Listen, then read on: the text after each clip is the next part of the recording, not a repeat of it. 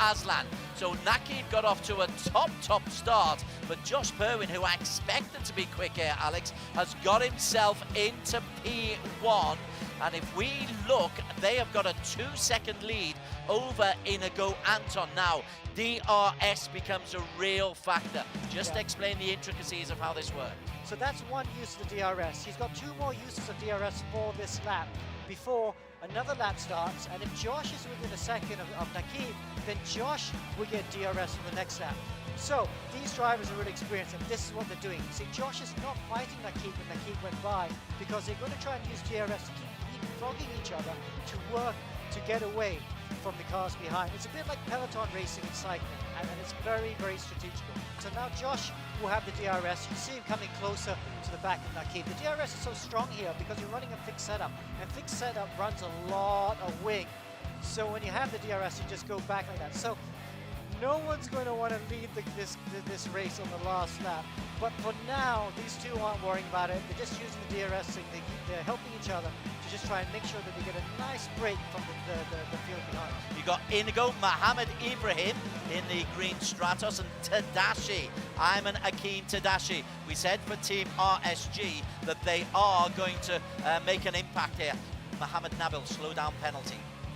But Inigo Anton leading that little group of 3, but you look back, he's got himself a little bit of lead there from Mohammed Ibrahim. But these 3 need to work as a mini team as well, Alex, because P6, you've got a certain fella called Mohammed Alif Hamilton.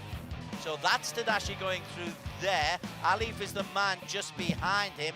Kalen Chin is just behind them. So that's the battle for P3. Let's look further down. Miko Nasi is making progress, Alex. Miko has got himself up into P10. And you know what? He's all over the back of Alistair Young. If he can just get past Alistair, you've got Fadli Rakmak and Alif just ahead of him. It's P10 for him. Again, going further down, Mika Hakimi, who was expecting to do pretty well. Mika is struggling in P14 at the moment. He's just been overtaken by Presley Martono and by Jason Tay. So he's going to get DRS on this next lap. So he needs to be clever. If he can use DRS to get past Jason down this next long straight, then maybe he can use DRS 2 more times to then close the gap to the cars in front, which is that gaggle of cars with Rahmat, Young and Nasi. Nakib Aslan is the race leader. He's nearly over a second clear of Josh Perwin, right?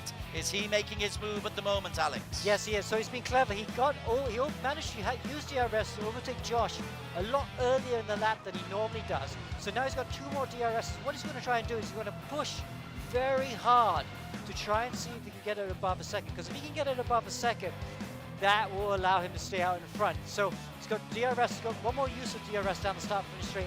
But Josh, Josh knows this is a critical time of the race. Josh knows he can't afford to lose 1/10 of a second. He has to nail this right now. Oh, just over track limits there. But the ballast is working, Alex. Your equalising seems to be having the desired effect. Yeah, and I think it's as the leaf goes a bit wide there. But I also think it's working more than normal because it's fixed setup today. So we know how quick the flash car is. Obviously, that Team Flash car is an excellent setup on that car. But now we're on fixed setup. They have lost that advantage, and it's a lot more even at the moment. And Fadli Rakmat, you mentioned him earlier. Look at the midfield scrapping that's going on there. Miko, Fadli Rakmat, Jack Ding Tung, Jason Tay, all together there. Fadli is currently in P7. It's Miko who's in front of him, and Fadli's going to lose a place to Jack Ding Tung. Jack Ding has the inside. Good racing from Jack Ding, good defending from Fadli Rakmat. In fact, Jack Ding loses a place. Oh, he's defending as well. And look, this is perfect for Miko Nasi. Miko in the black safe house car, seeing everyone squabbling behind him, so he's going to try and break the gap. And but the problem for Nasi is he's 4 seconds off the car in front of him, so he has no DRS. So he's going to be a sitting duck, and he is, as the cars just stream by him. Nasi loses out to Fadli Rakmat and to Jason Tay and to Presley Martono. Presley doesn't quite get past there, so that is the scrap down at the bottom end. We're coming into the final third of this race, Alex. A bit of a chance maybe just to have a mention of those who we don't often see. Ben Seek down in P21.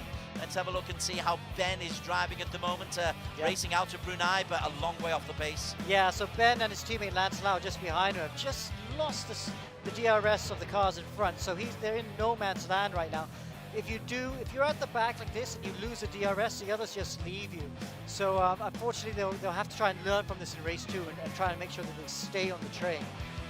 Because it's going to be very tough for them to catch up. And the best of our Vietnamese friends is Le Hoang Vinh. Let's have a look at him. He's in P23 at the moment, struggling a little bit.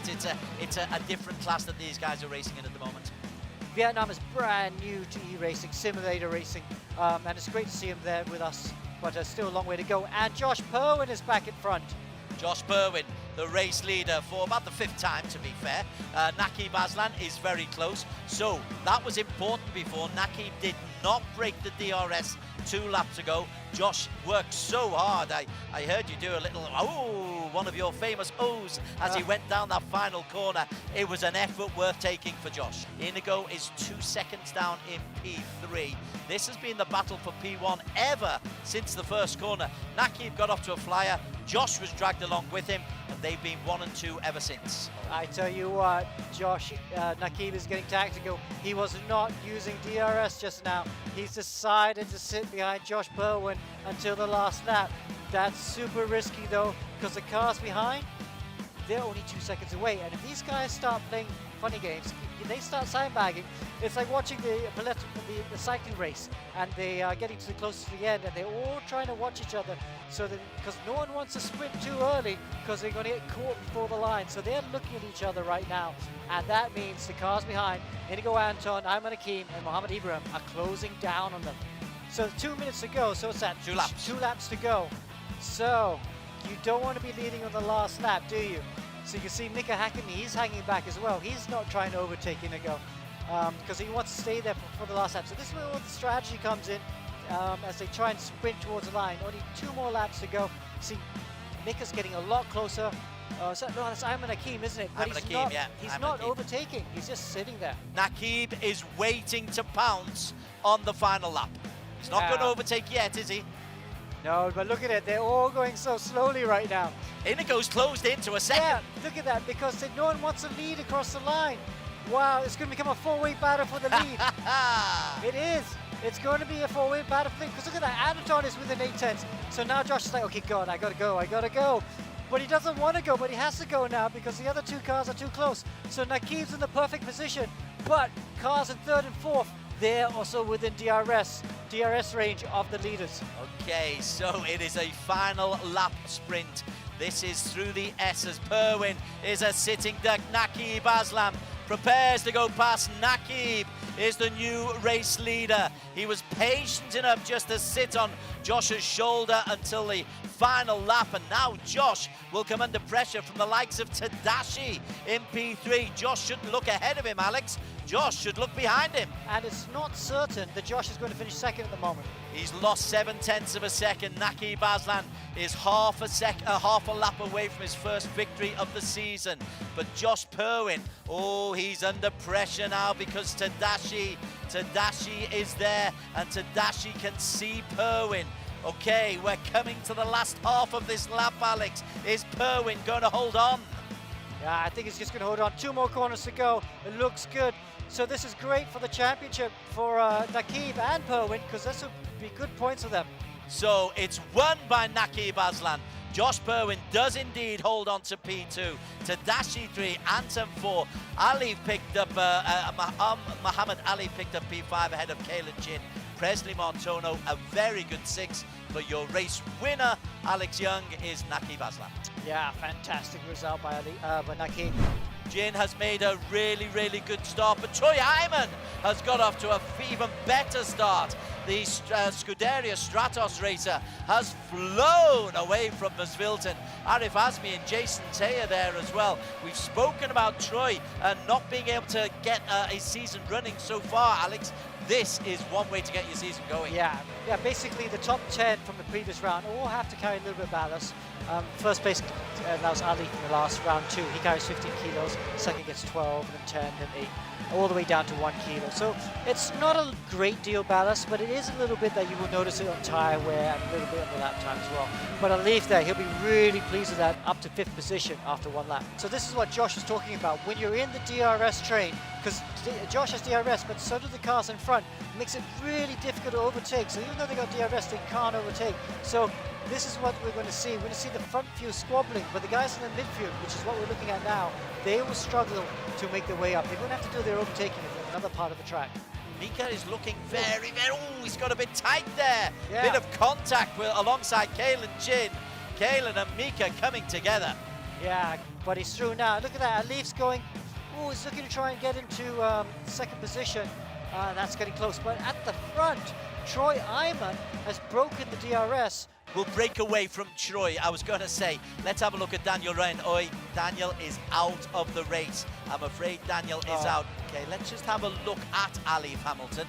He's in P2 there. That's what he's got in front of him. He's inside a second. So he will have DRS on Troy Iman as they come over the line. Oh, Hamilton has done that absolutely beautifully. And wow. it wasn't a case of him losing out. He's got DRS. Iman doesn't. This could be a big move from Alif. Okay, let's look to P4, where Arif Azmi is battling with Jason Tay and Kalen Chin. So Arif Azmi currently in P5. He just lost a place to Kalen Chin. But this group of 3 look like they're working a lot closer together, Alex. Or are they just scrapping? Well, they're scrapping and maybe they will help. Whoa, that was close. That was close. Maybe they will help each other. And just another thing I just want to mention, Des, everyone is on the hard tire. So we did think that people might try and do a different strategy, but everyone has gone for the hard tire. Little bit further down, let's move on to P6, Fadli Rahmat. He's in a bit of a train. It's an Indonesian train because Presley Martono is right behind him, followed by Jason Tay, and Nakib has got himself up into P8 now. Nakib has just made a move. Fadli and Martono, they are in shock for us at the moment. But Fadli is P5, Martono 7, Masvilton in between them. Yeah, and Josh Powen is up to P9 as well. So if those two can get to the front, maybe they can help each other to try and use each other, try and get closer to Alif. Because right now, Alif is 2 seconds in front of everyone. It's going to be very hard. Oh, look at that. Fadli goes across the line. He's got the DRS. He's using the last bit of DRS for this lap. And he's close enough to the car in front. So he'll still get another help. No, sorry, I'm going to take that back. Fadli is too far behind. Have a look at this as well, because Nakib Aslan is also making a move. There is Nakib in the lime green Stratos. He's just got past Masvilton. He's got Fadli and Martono in front of him. So Nakib, winner in race 1, is looking to make his way into the top 5 of race 2 on this lap, and still over 20 minutes to race. This is looking promising for Nakib. He's driving very smoothly. Breaking away just for a little while. Jason Tay has dropped down. How about Joaquim Garrido, the second of the Filipinos? Normally very, very quick, but Joaquim just goes past Miko Nasi there to show you how much Miko is struggling. Joaquim Garrido into P17. Lance Lau is just behind these two, but Miko struggling. If Joaquim's going past him, and Miko looks very, very not too chuffed with life in the bottom right of the screen, does he? No, he's not happy. He's not happy right now. He's not showing the sort of pace we know he can. At the front, this man is 3 seconds clear. Yeah, and look how hard he's pushing. He's got a big lead there as well. Oof. Kalen's just closing down the gap to the S's. You don't overtake the S's. Wait till after the S's. That's perfect. Good slipstream there. And he just leaves Iman behind. And he's in front by the inner loop. They go into the inner loop, which is that little chicane, then the outer loop, and then down the boot, as they call it, which is a unique name. So there is Nakib looking back on to, well, it's Fadli and Fadli Rahmat in P4. It's in the Phantom car. Then you've got the 2 lime green Stratos of Stratos Sports, and is that the Scuderia of Arif Azmi? Yeah. And then Josh Perwin, who has just been tracking Nakib, and there's still time, you know. Yeah. If one of these guys, Alex, is brave, and goes long on the hard compound and has a 10-lap sprint on soft tyres? That is possible. Or they could just go a bit more aggressive and go for the early pit stop, try and do the undercut. Or there goes Nakib, then just goes past the car and takes the lead now. And then look at Arif is going to follow him through. But oh, not enough room there right now. They fight. Yes, Arif gets through for the chicane. Iman caught Kalen. Alex, they're working together, you know. They're working. Well, they need to work in the correct way. If they start squabbling every corner, that would be the disaster to do. So they need to let each other through to work together. A bit like how Josh and Nakib were doing it in race 1. That last lap was not a good lap by the both of them, so I actually think they've been squabbling off camera, which is not the way to do it. That's just going to let Alif get away in front. He's got a track all of his own. Watkins Glen is a lovely part of the world. It's the virtual Watkins Glen that we're bringing you. It's a virtual monopoly from Mohammed Alif Hamilton, who leads as Filton gets a drive-through penalty. So I think they're going to try and get closer to the 10-minute mark. And if they get to the 10-minute mark, they'll put the mediums on and then just go to the end. But would Alif be aggressive? Would he try the softs? If he tried the softs, maybe he could close that gap down. Presley Martono is one of the first ones into the pits. Let's have a look. He was on a hard compound. He remains on a hard compound. Arif Azmi in the pits was on a hard, remains on a hard. So that's a fairly conservative strategy coming in from there. Where is Ayman Akin Tadashi? Oh, Tadashi's had a bit of a mare. And Tadashi got a P3 in race 1. Is way down in P12 in race 2. Where's his consistency? Yeah, it's not going the way he wants it to at the moment. But I just want to go back to the front because I want to see if Alif will be coming in. But no, he's not. He's still staying out for another lap. So he's done a really good tire degradation at the moment. A 1:18.7 his last lap, which is a full second slower than Kalen Chin. No, it's not. Kalen Chin's just done a 1:19. And Troy Iman a 1:19.4. And Nakib an invalid lap. But he stayed out there. Who has gone in? There's a good scrap further down. See, Fadli Ratman's Fadli's into the pits. So the JMX car's a bit harder on tyre wear than everyone else, and had to pit right at the halfway mark. But it looks like the other cars have been a bit better with tyre wear and able to keep on going. We've still got 12.5 minutes to race. Fascinated to see if anyone's brave enough to go on soft. Inigo Anton's also in the pit lane. There he is, he's coming out. Good battle here. It's going to be really close between him and Fadli Rahman. So Inigo currently in P10. Fadli right on his tail in P11. Let's have a look back to Alif. Is Alif coming to the end of his lap? Yeah, let's see if Alif is coming into the pit lane, shall we? Well, at the moment, he's got 1 or 2 problems of back markers. And Alif Hamilton comes into the pits. Slams on the brakes very sensibly. Kalen Chin is the new race leader. So Kalen has stayed out. Troy Iman has come in as well, I think. Oh, and so's Nakib. So's Nakib. Right. We'll look on the bottom right. Nakib, it's a hard at the moment. Is he brave enough to go soft? Let's see what they change to. Let's see what Alif chooses. Alif right now should be coming up pit. As they teleport each other. That's kind of a cool thing. They can teleport in the pit lane. That doesn't happen in real life. Soft for Hamilton. Wow, Hamilton's gone for the softs. That is brave. Soft for Nakib. Soft for Mohammed Ibrahim. Soft for Troy Iman. Soft for Jason Tay. 11 minutes for these tyres to survive. Should be okay. Should be enough. I mean, they would have done the homework. Kalen Chin, though, I'm surprised he's able to go so long. He's done a great job with and Mohamed Nabil, I think, got a drive through speed in the pit lane. As did Troy Iman. So did Troy Iman. Such a shame. Oh, Troy was doing so well. Tadashi, what's Tadashi? Is Tadashi still out there? Tadashi hasn't come in yet. Surely not. Tadashi P5 at the moment. Now then, you couldn't go the full race without a stop, could you? No, you have to stop. And, what? 10 minutes? Maybe. 10 minutes? But his lap time is going to be so slow right now. 6 laps. He's just in a 1:17.8. Tadashi. So we were talking, or you were asking, Are you going to go 2 stops? He's probably thinking, I'll really show you, Alex Young. I go no stops. Anyway, Kalen Chin's in the surrendering his lead right now as he takes his pit stop. He'll be putting on the soft tires at the moment. But guess who's up to second? Josh Berwin is up to second. Wow, as Kalen gets a drive-through penalty, speeding no. in the pit lane. Oh, it's these little things that really hurt. And it shows on the screen. I'm assuming that the drivers can see everything. They know their speed. They know when they're going to hit the line. How is Josh in second position? Because he must have taken his tyre change.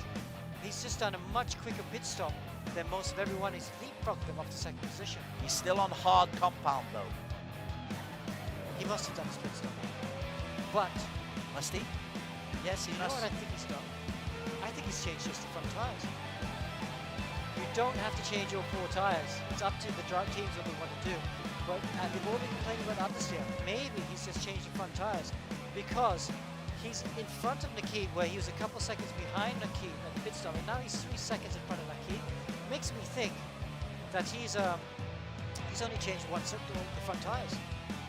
The other one I'm fascinated to see about is Tadashi.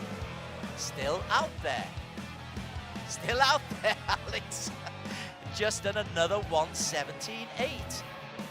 He's lapping pretty quickly. Was he just looking after his tyres? But then again, if the no stop, he's down in P5. So we can't afford to take a stop, not with only 8 minutes left. Kalen Chin just ahead of him in P4. There is Chin. Tadashi is behind them. Mohamed Ibrahim is close behind Tadashi. In fact, Mohamed Ibrahim has gone past Tadashi. So if Tadashi, Ayman Akeem, as I should call him, is on a 0 stop strategy, it's not worked. Yeah, it's not quite playing out for him, is it? He's just dropping back too much. There is Ibrahim there now to P5. We haven't seen much of Ibrahim so far today, but he's coming up to the top 5 now. He does that. He quietly picks up seconds and thirds and fourths, points here, points there. That's how he was second in the standings before this weekend. This midweek E1 Championship, round 3 of 8. Suzuka next week, United States this week. Virtual travelling is allowed. Much easier in the virtual world. Coming down through turns 9 and 10, a couple more corners to the end of this lap. He's not really closing down the gap at the moment though, but he looks quite comfortable there in the position. Kalen Chin though, he's got that drive-through center. He's in P4 right now, but I'm not sure he's going to stay there. What we're seeing up at the front though is Nakib Aslan is in P3, Hamilton still in P1. Ross is just too good. He just has it right. You look as he goes around the track, it's like he's on rails, perfectly balanced. That's beautifully done from Alif. Picks the right line, hits the apex, oh, superb from Alif. Jay Yang gets a drive-through penalty. Perwin, although he's driving well, is dropping back, and Perwin, Alex, as we go on to Josh Perwin as he comes through, we'll see if Kalen Chin is in the horizon. Kalen Chin is indeed on the horizon at the top of the brow of the hill, and Nakib Aslan is very close to Kalen Chin as well. Josh Perwin, P3. Let's look backwards from Josh Perwin to Nakib Aslan. Is Nakib coming over the brow of the hill? Yes, he is. It's an ominous lime green. You can pick it out. And then behind them, Mohamed Ibrahim's not too far behind either, Alex. Yeah, like you said, he softly comes and comes good at the end of the race.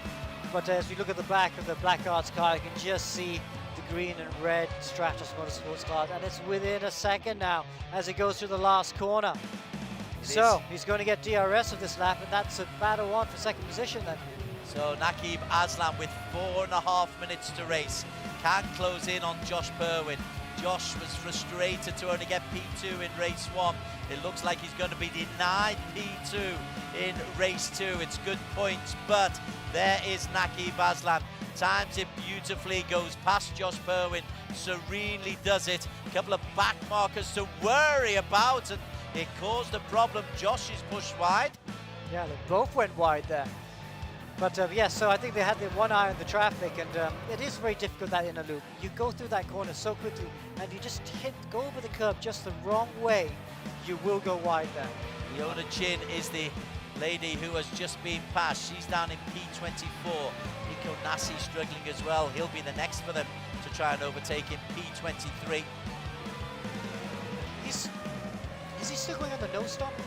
I don't know. I think he's struggling with tyre weather. We need to talk to him later, because I'm not sure how he ended up in this position. But yeah, he's struggling for grip at the moment. He's on the hard tyre, and Ibrahim on the soft tyre has just got too much pace, and yeah, it's just going to be a matter of time. Ibrahim's going to be by as well. Well, he tried the zero stop, it looks like. So did Ayman Hakim. Ayman Hakim holding on to P5 as Perwin does indeed lose P3. Mohammed Ibrahim sneaks through quietly again. What an impressive performer Mohammed Ibrahim is. There he is, bottom left of your screen. Very unprepossessing. Simply goes about and picks up points here, there and everywhere. Yeah, really, I would like to see. I got a feeling, I bet you anything, Ibrahim will be winning a race before the end of the season. I'm very impressed with how he's quietly gone along his way and just got better and better as the season's gone on. So Alif leads, Nakib second, Ibrahim third, Perwin is now fourth. Let's go to our race leader, Mohammed Alif Hamilton, because he has just been sensationally on the soft compound, not exactly killing it, but he has had a 1:16.4. Fastest lap belongs to Mohammed Ibrahim, a 1:15.5. The only guy in the 1:15s. Wow, so Ibrahim coming in with some great pace. Where's his pace in qualifying? If he had this pace in qualifying, 15.5 for this sort of race is stunningly quick. Don't forget, pole was a 14.9. So to be doing a 15.5 down the race makes me think Ibrahim would be 14.5, which would be pole by a long way. So Ibrahim's pace, wow, I'm serious. Okay, Alif leading by 4 full seconds. He's only got, well, 1:20 to go, which is the end of this lap plus one more. Yeah, the end of this plus one more. So good recovery drive by the championship leader. Didn't quite have the pace in qualifying in race 1, finished 5th, but you know, made great use, great start, great 2 laps where he made his way through the cars in front and then broke the DRS. Hey, I just need to draw some attention. Josh Perwin has gone past Mohammed Ibrahim. Wow, he's got back by him. And to that, so obviously Ibrahim was caught up with some back markers. Is Ibrahim struggling? He's on the soft compound. Josh is on the hard compound, but those tires should be shredded. They're playing. No one wants to lead across the line. So this is the battle for the last position on the podium, and no one wants to lead across the line.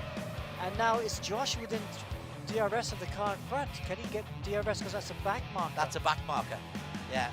So Ibrahim, maybe Ibrahim was just slowing down. That's a curious battle for P3. There he is. Well, look, yeah. Look, Josh is trying to defend the inside. Ibrahim's going to go around the outside. Who's going to hold on? Oh, there's contact between the two of them. But Ibrahim just makes it through. Ibrahim outlasts Josh Perwin. Who's that? Oh, Ibrahim into, what's happened there? Incident points. He got disconnected. Mohammed Ibrahim drops into the pits, drops out of P3 and out of the race. So Mohammed Alif leads, Nakib second, Josh Perwin will be in P3. Wow, what a strategy from Perwin. Yeah, so Ibrahim just went over the incident points. He only allowed 40 incident points in this race, and that's it. He's disqualified from the race. All his hard work done. So let's just stick with the race winner. Makes it 4 wins out of 6. A debutant in the E1 Championship, but my word, what a terrific drive it is. Nakib will come through in P2. Josh Perwin comes through in a remarkable P3, and him and Ayman Hakim Tadashi in P4. Tadashi, I think he's on a no-stopper as well, but the race winner, Alex, is Mohammed Alif Hamilton. Last week's race at Watkins Glen really delivered. More of a strategic game. Terrific performance from Nakib in race number 1. Josh and Nakib, they broke the DRS to everyone else, and they worked together to pull the gap to everyone else. A very good week for us, finally scoring a win. Josh Perwin getting quick. He had that confidence. He says that his momentum's building. Josh has overtaken Naqib Aslan. So I was kind of hoping to at least walk away with a win or even pole position because I feel like I had the pace to do it. Incredibly aggressive maneuvers up at the front by Kalen in a true Kalen style. Kalen and Mika coming together. Kalen feeds his way through nicely. In race 2, it was all going well until the pit stop, unfortunately. I think the driver that disappointed me the most was Miko Nasi. Joachim just goes past Miko Nasi there. Just a little bit of bad luck racing with some other drivers. Got a puncture in both races, actually, in race 1 and race 2. RSG weren't as strong as I thought they'd be. Ayman Hakim was still always in the top 5. I thought he'd be challenging for the race win. The DRS was super strong on that track. If you use it very early, yeah, granted you can follow the car behind, but it's very hard to follow at the S's. GT Radio Eurasia, they started strong. Inigo was right there, but race 2 they just wasn't really there. Inigo, Anton, a little bit inconsistent, but very, very quick. I know that I have the speed. Hopefully I can continue from it and become quicker. Going into Suzuka Circuit, I really think it's going to be a head-and-head fight. I think this is going to suit Alif down to the ground. It's a very nice track to drive in. Already put in a lot of practice. I think Suzuka is one of the best tracks for drivers. Try to stay clean. High downforce all the way. Suzuka is a track that you have to worry about. If you hit the barrier, you can hit the barrier hard.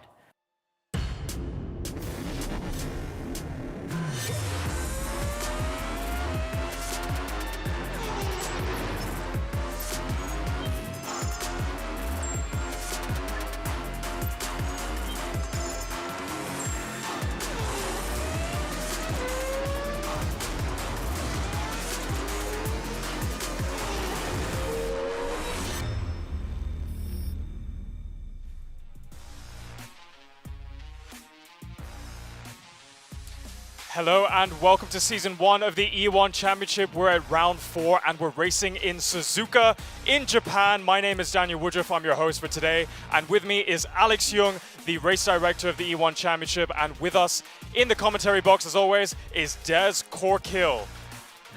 Now, hello there. As a reminder, we are live every Wednesday night at 9 p.m. on the EGG network. Don't forget that you can also follow us on our Facebook pages on the E1 Championship and the EGG network as well to follow all of the action. Now, looking back at last week, it was eventful for multiple reasons. First of all, I was in quarantine. Second of all, we had some incredible on-track action at Watkins Glen. Alex, what were some of the highlights for you? Watkins Glen threw up a lot of interesting things, isn't it? Because it's quite an interesting circuit. Long, straight, long drag, shall I say, from turn 1 all the way up to the inner loop. So we saw a lot of DRS overtaking, a lot of strategy. And of course, we had fixed setup. So everyone ran exactly the same car. So we saw some interesting results for sure. Indeed, we had the Joker format where the car setups were fixed. There were plenty of other highlights. Let's take a look at some of the action from last week. We are underway. Naqib Aslan, he's pulled out 0.3 of a second. Josh Perwin is the new race leader. And that allows him then to overtake Josh. And Josh is now to P2. Josh Perwin has got himself into P1. Naqib is the new race leader. So it's won by Naqib Aslan. We are underway. Alif Hamilton making a very fine break. And goes breezes past Troy Iman. Oh, there goes Naqib, takes the lead now. Our race leader is already coming up to some back markers. There is Naqib Aslan. Times it beautifully, goes past Josh Perwin. 4 wins out of 6. So Alif Hamilton back in the winning group, but it was Naqib who took the overall final race result. He was fastest in qualifying. He won race number 1 ahead of Josh Perwin and Ayman Hakim Tadashi. Alif down in P5. In race 2, though, Alif coming from low down in the grid to take the victory ahead of Naqib. Josh Perwin again, back-to-back podiums. He is getting quick, as is Tadashi. It's Naqib who had the most points that weekend with 52. Josh Perwin picked up 40. Alif picking up 36. Unbelievably, that's his worst weekend so far this season. Now, Watkins Glen had so much action up and down the field. But Alex, I think it was the Naqib Aslan and Josh Perwin show for both races. Yeah, first of all, Naqib Aslan, we see the champion from previous season 0, finally winning his first race of the season, getting one over Alif. And of course, Josh Perwin, you know, he said that he was going to take it a bit easier for this round, or that round, shall we say. And it was easier, but he still finished up with 2 podium positions. So Josh from Black Arts Racing is just going to get stronger and stronger. And 2 other drivers that really performed, particularly in race 2, were Ayman Hakim and Alif Hamilton. What were your thoughts on them, Des? Well, for Alif Hamilton, 4 wins out of 6 is remarkable. We knew he was good. His reputation coming into this series was top draw, and he's proving that. However, I do believe that the likes of Tadashi, Ayman Hakim as we call him, are capable of digging into that lead. They'll get a little bit of confidence from their performance last week. Tadashi just needs that. He's a confidence driver, and he will have picked up confidence from his high places in both races last week. Now the action up at the front of the field at round 3 was too close to call throughout the races because of what we called the ping pong strategy. A lot of overtaking back and forth. Let's go and see what happened there last week. Naki Baslan, he's pulled out best part. Alif goes past Caleb Chink. Nico, Fadley, Rakmak, Jack Ding Tung, Jason Tay. Fadley's going to lose a place to Jack Ding Tung. Problem for Nasi is going to be a sitting duck as the cars just stream by him. Josh Perwin has got himself into P1. And that allows him then to overtake Josh, and Josh is now to P2 because they're going to try and use DRS to keep frogging each other. DRS is so strong here because you're running a fixed setup, a bit like peloton racing and cycling. In it goes closed into a second. Yeah, it's going to become a 4-way battle for the lead. Is a sitting duck. Naqib Aslam prepares to go past Naqib. Is the new race leader. Your race winner is Naqib Aslam. So there was some great racing back and forth. It looks like they were fighting non-stop, and it looked really aggressive. But Alex, they were actually working together and pulling away from the rest of the field. Oh yeah, talking about Naqib and Josh in race 1. You know, you could see them at the front, and they knew if they started fighting each other and slowing each other down, the others would catch up. And with DRS being so strong, they thought, let's work together. And Watkins Glen, that long DRS zone, so one car would overtake one lap, and then the next lap, the other car would do the overtaking. So they could use the DRS together to move away from everyone else. And we could see that happening a lot, so that you almost did not want to lead on the last lap of the race because that made you vulnerable from the attack on the last lap. That's right. And Des, looking further down the field, we actually had some drivers that had a really, really good start. We had drivers like Kalen Chin putting in a strong performance once again, but ultimately towards the later stages of the race where they really had to package it together, he just didn't quite deliver, did he? It's a very unforgiving series that we're on here. It's Watkins Glen was a very tough track. You can't make too many mistakes. I think Suzuka's exactly the same as well. Although there's long flowing, long straight at the end, those S's will be very unforgiving. And if you make mistakes, you can lose time very, very easily on these venues. You've got to put corners together consistently to get strong lap times. So consistency is the key, and consistency means hitting every apex, every drive out, every corner spot on. And another driver that had a very painful round 3 was Mohammed Ibrahim of Stratos Motorsports. Now, he was running up into P3 and was literally seconds away from bagging a podium, and then he ran into incidence points and got disqualified. Let's see what happened there last week. Ibrahim 3rd, Perwin is now 4th. Fastest lap belongs to Mohammed Ibrahim, a 1:15.5. That's a curious battle for P3. Here he is. Look, Josh is trying to defend the inside. Ibrahim's going to go around the outside. Who's going to hold on? Oh, there's contact between the two of them. But Ibrahim just makes it through. Ibrahim, who's that? Oh, Ibrahim into, what's happened there? Incident points. He got disconnected. Mohammed Ibrahim drops into the pits. And that's it, he's disqualified from the race. Oh, his hard work done. Incidence points are something that we hear a lot about in Season 0, in the earlier races in this season. But for those that aren't familiar, Alex, tell us what that means and why Mohammed Ibrahim got disqualified. Okay, so on all these simulator games, they have this incident point rule where if you keep banging into each other, if you get too many incident points, you will get disqualified from the race. This is to give them a real penalty, because in real life, you hit someone, you're off the track. In the sim world, it doesn't really happen. So you control that with incident points. So like you get 1 point if you go off track, you get 4 points if you hit someone else, or get hit by someone else even. So the 40 points, we set it as 40 points, and what happened with Mohammed Ibrahim is he used DRS to slingshot past Josh Perwin on the last lap, but they had that small contact, and that small contact was enough to send him over 40 points. He must have been at 38 or 39 points just before that contact, and that meant he got disqualified. Now, despite all of that, Mohamed Ibrahim still managed to maintain its top 5 position in the overall championship standings and even bagged the fastest lap. Let's take a look and see the overall championship standings for the drivers.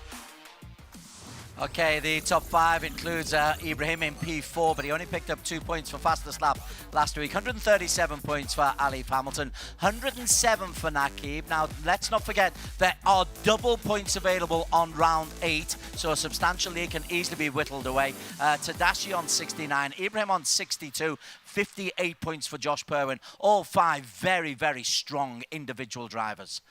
Onto the team standings, and as you can see, Team Flash from Singapore leading the way. Again, in the team, Alif and Jason Tay, it looks a substantial lead, but those double points on round 8, you cannot underestimate the value of them. Team Stratos Motorsports are on 169 points, Ibrahim and Nakib Aslam.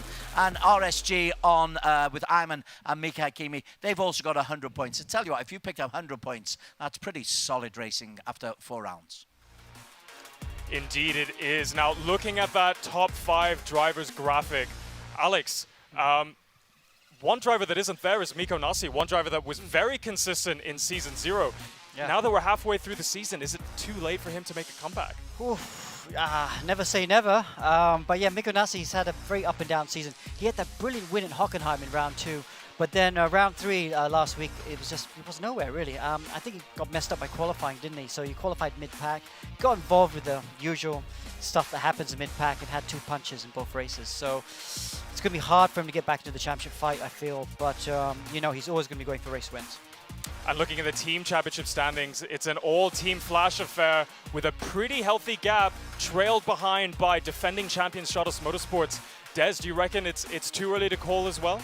Yeah, it's too early to call, simply because you've got those double points available on the last round. I think that's a brilliant and brutal rule that is coming into the E1 Championship. You can be so far ahead and you can lose it all in that final round. Yeah, so do not count chickens just yet, although Team Flash have been ultra consistent so far, largely though on the back of Alif Hamilton. So yeah, too early to call. We're only into round 3 of 8.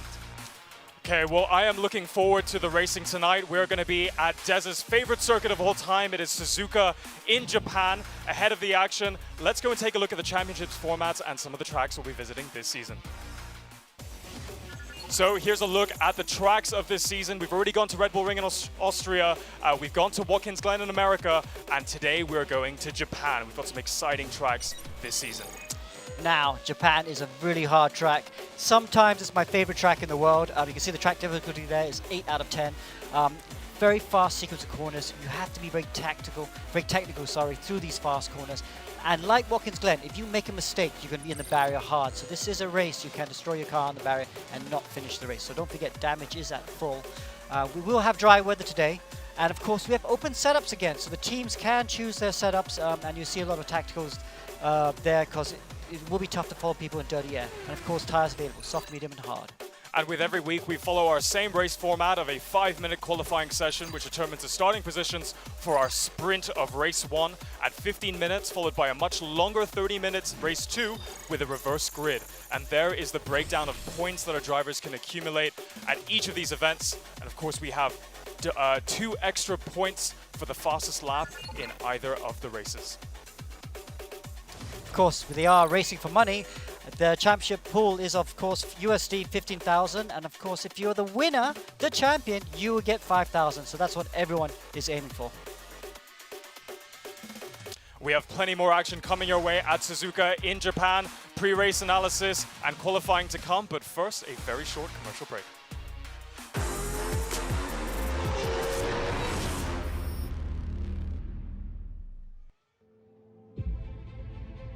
Real-life motorsport is a team sport in the sense that in order to win, it isn't just down to the driver, it's also down to the team around that driver and how they set up the car. Those variables are also brought to the E1 Championship with the FRX 17. Okay, so we chose the FX 17 because it's the fastest car in the RaceRoom game. And it's really good. It drives just like the car. I've driven it. It's very, very similar. It's taken the best feature of a Formula One car over the last 20 years. It looks like a modern day Formula One car. It's bigger. It's got big downforce. You've got the floor and the large front wing. So it sucks a lot of downforce. However, RaceRoom being quite clever, they've put the old Formula One engine in this car. So it's the old V10. So it's screaming at 19,000 RPM. That's why when you watch it, it sounds so good. Very cool car. And more importantly, you can overtake in this car and you have excellent racing. As Nassi goes on the inside of Nakib. Ali will now go for it. He takes the lead. Can he? Oh, he's going to try and go around the outside. There's contact. No contact. They give each other just enough racing room. This car allows for a lot of setup changes as well. Loads of different things in the setup, the amount of fuel in it, the tires, so there's the strategy that comes into play as well. So there's so many different elements that come in and that go through a racing driver's mind. Teams really need to get on top of that. They spend hours doing it. Like I was talking to one of the teams the other day, in preparation for the race event, they'll spend the first 3 hours just sorting out the driving, and then maybe another 6-7 hours after that, just working on the setup. You have shocks, you've got dampers, you've got springs, right? So how do they work around the corner? And all of these things are adjustable, and these are all very closely guarded secrets between all the different teams. And it's all about maximizing the compromise of the car on the track and also the driving style. It's a very, very tricky car to drive. Before E1 Championship, I actually never drove the car before. It was a bit stressful to handle throughout the season. Some parts of it that was a bit hard to figure out. ERacing 17 on RaceRoom, it's a handful. It's a fast F1 style car, and there's always some challenges to try to get the setup right and driving it right. So plenty for the drivers and teams to figure out and get used to for season 1. With these Formula One cars in RaceRoom, you can really feel the downforce, and these cars are a lot of fun. And I think mixing around with the DRS is also going to be interesting. They're very tricky and they're very hard to get, all of it out. Good for battling and overtaking. Each car has its different way of driving, and the ERacing 17 requires a special style of driving it, but I don't think I want to share that. It has so much power and so much grip. It's really hard to find the limit with these cars. You could just keep on pushing, and it's really hard to find that limit. So it's always still a challenge.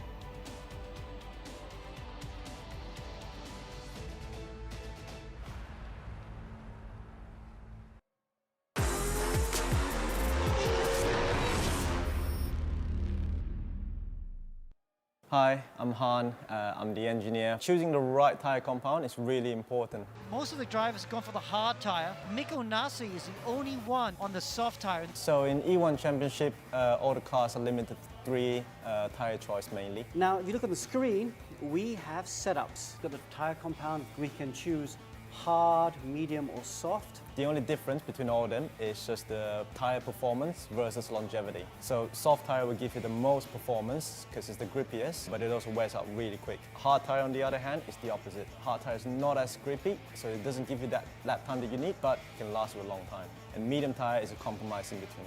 Look at the gaps he's putting, because everyone else is going on the hard tyres. He's gone for the soft tyres. Well, it was a big gamble. The soft tyre was a huge gamble, wasn't it? I think the hard tyre probably was the way to go, because we are at ×3 tyre wear. When it comes to selecting the right tyre, a few things needs to be calculated first. So firstly, the tyre multiplier and the fuel multiplier plays a huge part. Depending on tyre wear rates and fuel wear rates, you will use different tyres. In RaceRoom, you can't really change the tyre pressures, because sometimes tyres are not really the way I want it to be. Driving style obviously plays a huge part. At qualifying, you would need the driver to be as aggressive as you can to extract the most out of the car. But in terms of a 30-minute race, if you use the same aggressiveness in the qualifying, you're going to wear out the tyre a lot quicker. So it's a compromise between the two. So the perfect case scenario would be someone that can use both style at the right time.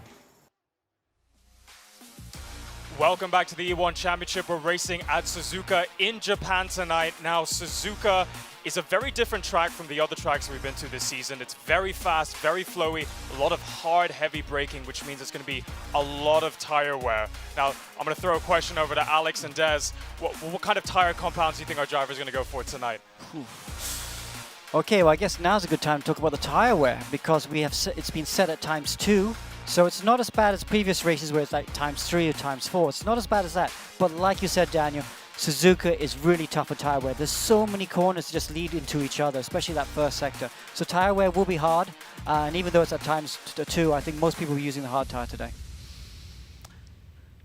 We'll see if that comes true. We know that our predictions can be 50-50. We'll find out in qualifying very soon where our drivers line up. But first, let's take a look at our driver lineup for tonight's grid. Okay, now here we have the championship team from season 0 and the champion himself, Naqib Aslan in number 1 car, and he's joined there by Indian driver Muhammad Ibrahim in car number 2. Team Safehouse's Arwin Tarunya from Indonesia, 28 years young, RACL Season 1 champion. He's alongside Miko Nasi, who despite a frustrating season is still 6th in the title. And the third team there is RSG. Ayman Hakim, he finished runner-up in season 0, and he's partnered with fellow Malaysian Mika Hakimi, who's only 18 years old. I call them the young Dream Boys, Troy Ayman and Arif Azmi, 2 teenagers from Malaysia, but they're not as quick as I expected. We're into round 4. They've got to start producing the goods and get some good times. And then we have the all-Filipino team, GT Radio Eurosport Eurasia, and they got Inigo Anton with Joaquin Garrido. Anton, we know how quick he is. He's had 3 pole positions in his career, but not yet 1. Kalen Chin from Australia, 14 years of age. He's P7 in the overall championship standings, and I'm still waiting for Daniel Rain Oi to get his first points of the season. And then we have I1 Racing, the team based from Brunei, and we've got Benjamin Seek from New Zealand in car number 17, and Lance Lau, who's also took some points earlier in the season in car number 18. From Indonesia, we have JMX Phantom, which is Presley Martono in car number 19, the 21-year-old real racer. He's alongside 23-year-old Fadli Rahmat, who can be super quick, hasn't been so far. And then we have Black Arts Racing, the real-life multi-championship winning race team from China. And they got the Australian Josh Perwin in car number 25 and Alistair Young from Malaysia in car 26. A little bit further north, we have got Z Challenger Jack Ding Chung from Hong Kong alongside Jay Yang from Taiwan. They've not really got to grips with this championship as yet. And then we have Team Flash. Team Flash is leading the team's championship, but of course the drivers' championship as well, with Muhammad Alif there in car number 29, and he's partnered with fellow Singaporean Jason Tay in car 30. It's great to get the Vietnamese on board, and a debut for Hai Do Min. He'll be alongside Lo Lo Long Win in car number 31. Again, they're getting better season of race on race. They need some points though. And then we have Team EGG, the celebrities. Whelan Choi, always great fun in car number 23. And of course, the Drift Queen, Leona Chin in car number 24. And then the qualifiers, ERacing GP. You've got 2 qualifiers every week. And I tell you, Nabil Aslan and Ayman Haziq are both very quick, both out of Malaysia. They could be upsetting the race leaders today. Now, as I mentioned earlier on in the show, Suzuka is a very different type of circuit that we're visiting this season. It's very flowy, but it's very fast, and that means it's going to be appealing to different types of driving styles. Alex and Des, who's our money on for tonight? Des, what do you think? I'm not allowed to put money on anything, don't you know? I'm strictly neutral. However, I do think that Josh Perwin was very quick last week. I think Tadashi is improving. Miko Nasi, if he's been practicing, Miko will love this circuit because this is very much a driver's circuit, beautiful circuit of Suzuka. So I think qualifying is going to be key. It's a lot harder to overtake at this track than it is at Watkins Glen. So the DRS zones are not that long, and you have dirty air. So qualifying is going to be key. So we've seen Alif. You know, he's done really good job at getting a pole position. We saw that in the first 2 races. And of course, Naqib took pole position in round 3. So Naqib is also, but both these cars have weight, and so does Josh. So I like what you're saying. I rate Josh Perwin. I think he's got a good chance of getting pole position. But I'm going to go with someone a little bit off the beaten path. I think Inigo Anton has a good chance. Miko Nasi, I would normally say Miko Nasi definitely, but let's see if he's got to grips, because he had a terrible qualifying in Watkins Glen, and he'll need to shake that off. If he can find out what he did wrong at Watkins Glen, then he'll definitely be in the hunt for pole position. I need you to explain to me what you've just said about the DRS, because there's a long straight before the chicane, then another straight. Yeah. I would have thought that'd be perfect for DRS. Oh, it will be perfect for DRS, and you can overtake here. So you're right, that long straight into 130R, and of course the main straight down into turn 1 are the main overtaking areas. But it's nowhere near, and here we are on the back straight right now with Arwin Taruna from Safe House, and you can see you're going through 130R. It's such a momentous corner. That's scary. But easy flat in these Formula 1S cars. So, but it's not as long a straight as say Watkins Glen or Hockenheim, and also. Actually, we should ride on board. Also, we got a lot of dirty air. I'm going to ride on board with Taruna right now, and I'll show you exactly what you mean. As you come through, oh no, he's backing off right now. He's gone into the pits. But yeah, so the first sector, all these quick corners backing on off to, you're just running into each other. So you've got a lot of dirty air. So they're going to fall back, and that's going to make it really hard to get them on the straight. Interestingly, Mikko Nassi was fastest in practice. Practice doesn't tell us anything, but his lap time of 1:26.8. That's pretty rapid. 1:26.8 is rapid. But I was trying to get a feeling from the other drivers, and they've been very coy with me, but I got a feeling low 26s might be pole today. Well, only time will tell. Over to you, gents, to walk us through our qualifying session. Thanks very much. Yeah, let's have a look at the qualifying. We're on board here with Arwin Surenya. Who do you want to go with, though, Alex? Let's go with Mikko Nassi, and we can ride on board with him. Now, Mikko Nassi into turn 1. Whoa, he's braking so late for turn 1 into turn 2. Flat through turn 1. Now this is the S's here. Turns 3, turns 4.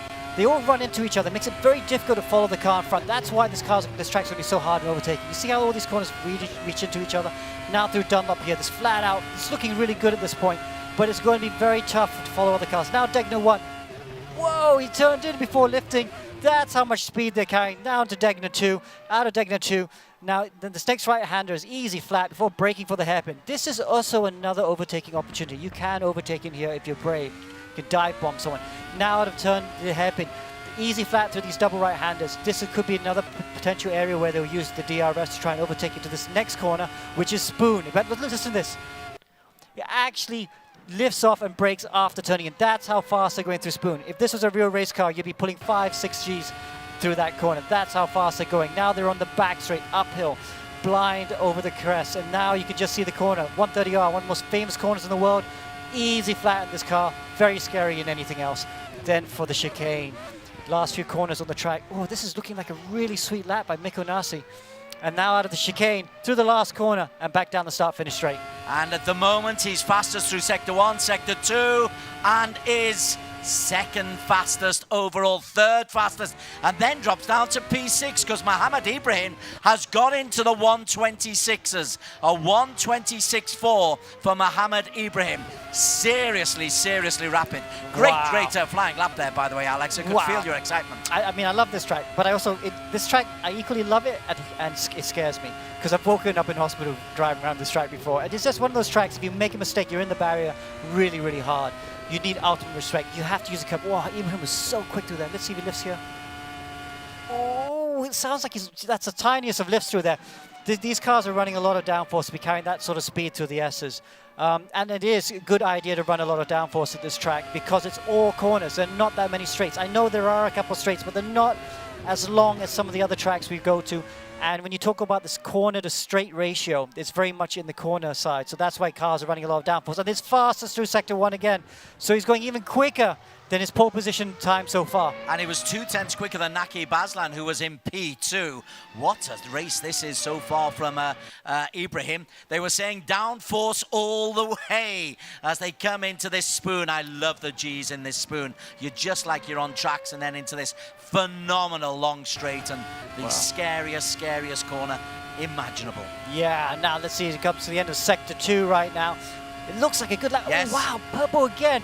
Ibrahim is a very highly rated driver, and it's fantastic to see him. This could be his first pole position because this is looking like a mega lap. Through the chicane now, just a little bit on the curbs. Oh, get a little bit sideways. He'll not be happy with his exit there. You can see him shaking his head in the insert there, but it is an improvement.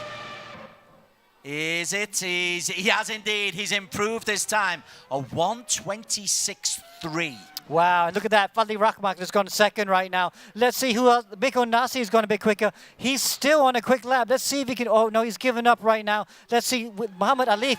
Alif is on a quicker lap right now. Here he comes, Sector 2. Oh, but he's down. He's half a second down on the pole position time. This is not good, looking good for the championship leader. This is what the championship needs, though. It needs Alif to be shown to be human. 4 wins in 6 so far for Alif, but it looks like he's going to be out of the points in qualification. P6 at the moment. Oh, no, of course not. This is Alif. Wow. P3. Very, P3. very good last sector. That last sector, the way he was taking through the chicane, he wasn't so hard on the curbs, and he was just taking the shortest distance through the last corner to the finish line. That was smart. That last sector, he made that last sector, and he'll be very pleased with P3. Tadashi, a disappointing P12 for him. He's still on a fast lap, but I don't think he's going to be able to get into it because he was 2/10 out at the first midpoint. Who else was quick? Well, Leona and Haido and Whelan Choi and Daniel Rain all struggled, as did Ben Seek.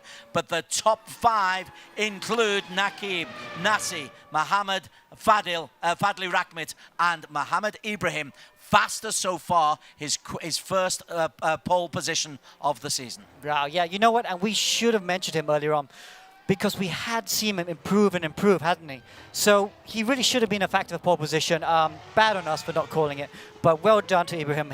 That's his first win. Let's see if first we can pole talk position. to him. Let's see if we can grab him. Muhammad Ibrahim, we're just trying to get him on Discord here. So we're trying to talk to Ibrahim. Ibrahim, just talking to you now. What a great pole position. Talk us through it. Yeah, it was a good lap. There were many things which I could have improved on because I've done quite a bit faster lap time in practice, but it was hopefully I'm really thankful that the lap was good enough, because it was quite a nerve-wracking session because Suzuka is quite difficult. You have to really push hard to extract all the performance of the car, so it's quite scary sometimes. Okay, well, I got 2 questions for you. First question is, where do you make mistakes? We saw a small mistake out of the last corner, but where else? And the spoon curve wasn't the best, and I didn't carry as much speed through there, and I think that's just about it. It was just a bit conservative in some other corners because I wanted to keep the lap, but other than that, it was quite okay. Okay, so now my big question is, what time could you have done, you think, if you had it perfect? I could have done like a 26-1, something like that. Wow, that's impressive. Wow, you are showing great pace right now. Obviously, you're not running as much ballast as the other teammates and say Alif, but wow, so into race 1, you got to fancy your chances.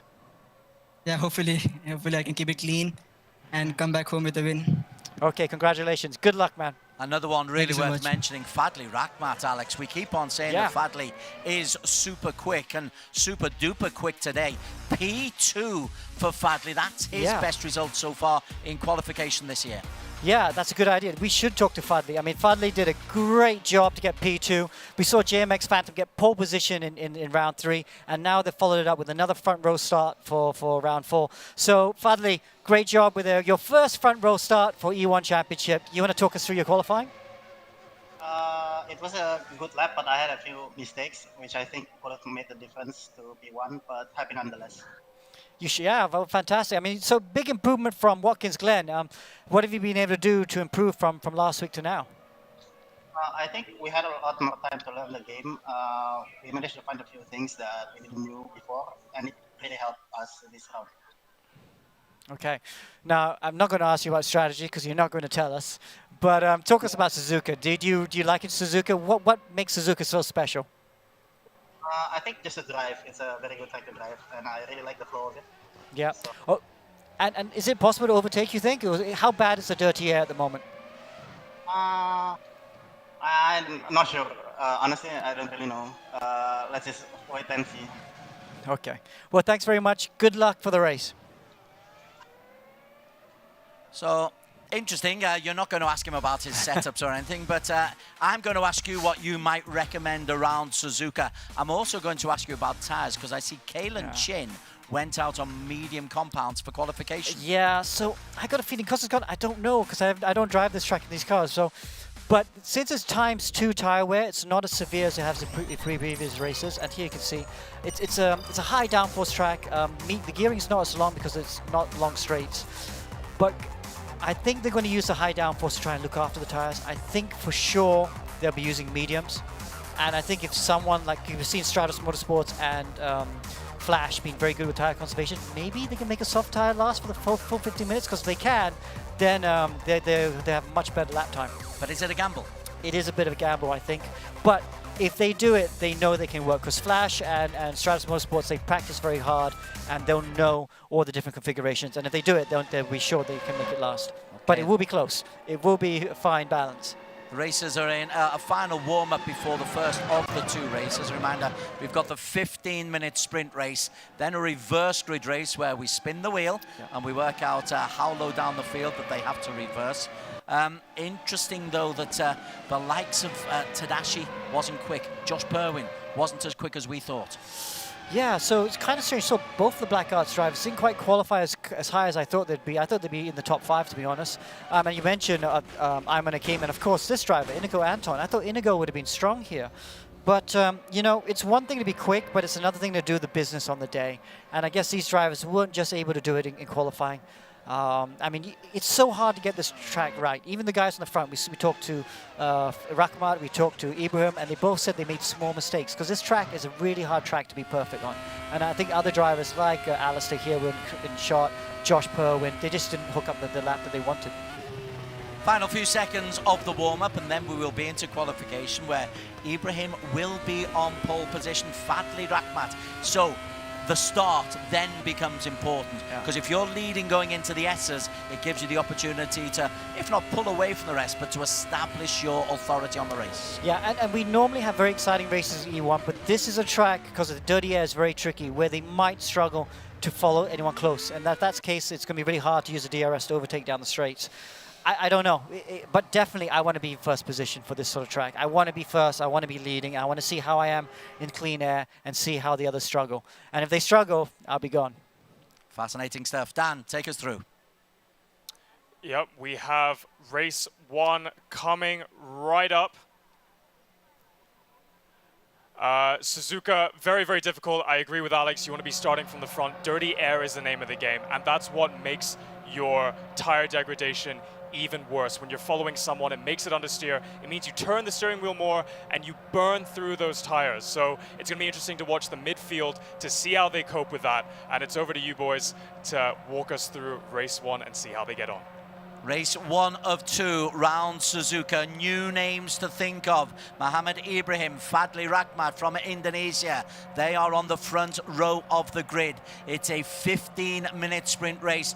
The start absolutely vital for both Ibrahim and Fadli Rahmat. When the red lights go out, we will be underway.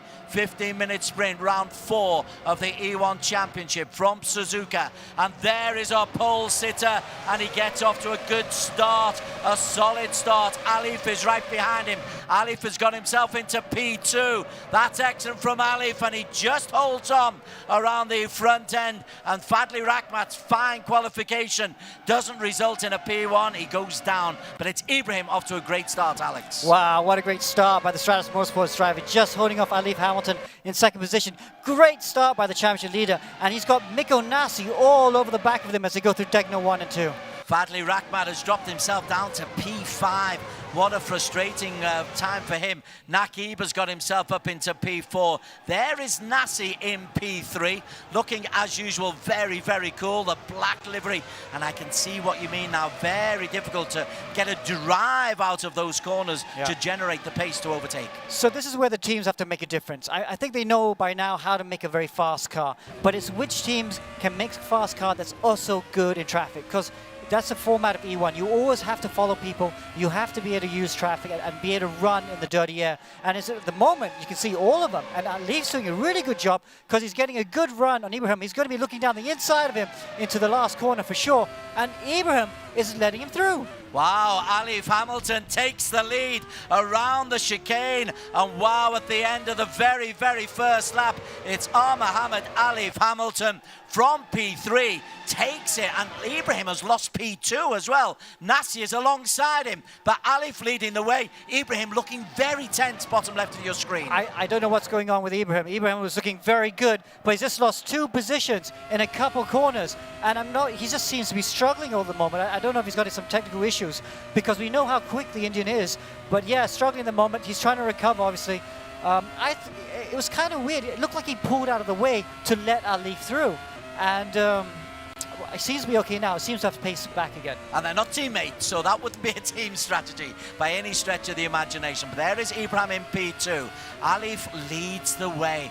Wow, we thought that he was struggling towards the end of qualification as he comes around the hairpin and into this long right-hand corner, and then he'll hit Spoon. But wow, when Alif is in the lead, Alex, Alif rarely loses it. Exactly, and looks, everyone's on the soft tire, so everyone's confident with ×2 tire wear they can make the soft tire last the full 15 minutes. But yes, you can see the championship leader on the left there. Look how calm and collected he is. He's been in this position so many times before, but now he's got Mikko Nasi all over the back of him, and Mikko Nasi taking the lead into 130R. Oh, he does. Look at that. Alif has been pushed out wide. Mikko. Oh, there's contact, and Alif holds on as they go into that chicane at the end of lap number 2.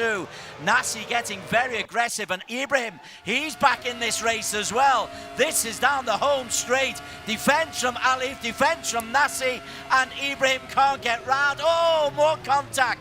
Tell you what, their points are going to be accumulating. Yeah, they got to watch. Nasi in front. They got to watch the incident points, but Al Nasi's in front right now. Good job by the Finnish driver. He's up to P1 after so much contact, and Alif there up to second. Now Ibrahim's all over the back of Alif. And Naqib Aslan is just happily watching them kick 7 bells out of each other. But it's Nasi who has the lead. Finn racing out of Singapore. Wow, he is looking pretty quick at the moment. 4th fastest in qualification. But unseen, unheard, this is Naqib Aslan in P4. Yeah, so Naqib Aslan, you know, he's second in the championship right now. He's just been watching these three very carefully, looking after his tires, biding his time. Will the race come to him? Because we've seen some very hard laps by Mikko Nasi and Muhammad Alif. So Alif there, you know, all that contact, argy-bargy with the black safe house car, you wonder if that's going to cost him later on in the race when tire wear becomes an issue. Mikko Nasi down onto this long straight. I love this straight in real life, and they've got the virtual part of it dead right as well into that terrifying 380. Wow, so let's see if Alif is still within DRS zone. These 4 drivers have pulled away from the rest of the field. Back in 5th position, you've got Mika Hakimi leading back there. But look at that. He's always not... Oh, 0.99. So or is it 1.1? Oh, it's tricky. I can't tell. I think it's very close. He might just be out of DRS zone. So, looks like Mikko Nasi might have bolted and might have just broken DRS. Can he move away from these 3 battling behind him now? Well, this is Alif, who is definitely losing ground as they come up the hill round the S's. Losing ground onto Nasi, who sprinted to 1.5 seconds clear. It is foot down for Mikko Nasi. Ibrahim and Naqib Aslan, they have got DRS on the back of Muhammad Alif Hamilton. So that is going to be fascinating. Ibrahim, after that first lap wobble, looks to be very much back in the groove. Yeah, he's in P3 there in the first of the lime green Stratos cars. Oh, I thought said he could go down the inside of turn 9, and he does. That's a high-risk move, though. Somehow he squeezes down the inside of the hairpin. No contact between the two. He's got the inside to this fast right-hander, easy flat. But now Alif's got the inside for Spoon. No, Alif just tucks in back. That's an interesting position to try and overtake a car. It's a fabulous position, and look at Mikko Nasi, 1.5 seconds clear coming up the hill on the long straight, around to the sharp left-hander, the quick left-hander, full speed, and then you come into the Casio triangle, and his lead is 1.4 seconds at the moment. If he gets this exit right, again, DRS will not impact him, but behind them, if they work together, P2, 3 and 4 can work together to draw this back. Okay, so then you can see Muhammad Naqib there is right over the back of Ibrahim right now. Sorry, not Ibrahim, of Alif. So this is the battle of the championship. We've got the championship leader in the orange car, and the guy's second in the championship. We're riding on board with him, Naqib Aslan from Malaysia. He's been very calm and biding his time. But the question is, Des, is he being calm, biding his time, or does he not have the pace right now to challenge the top 3? It's Naqib. You tell me. He's a cool customer, and I suppose he's looking at all the points that are the contact points that have been accumulated, and maybe hoping that they do themselves out of victory. One of the things I love about e-racing, you can be kicked out if you're too aggressive.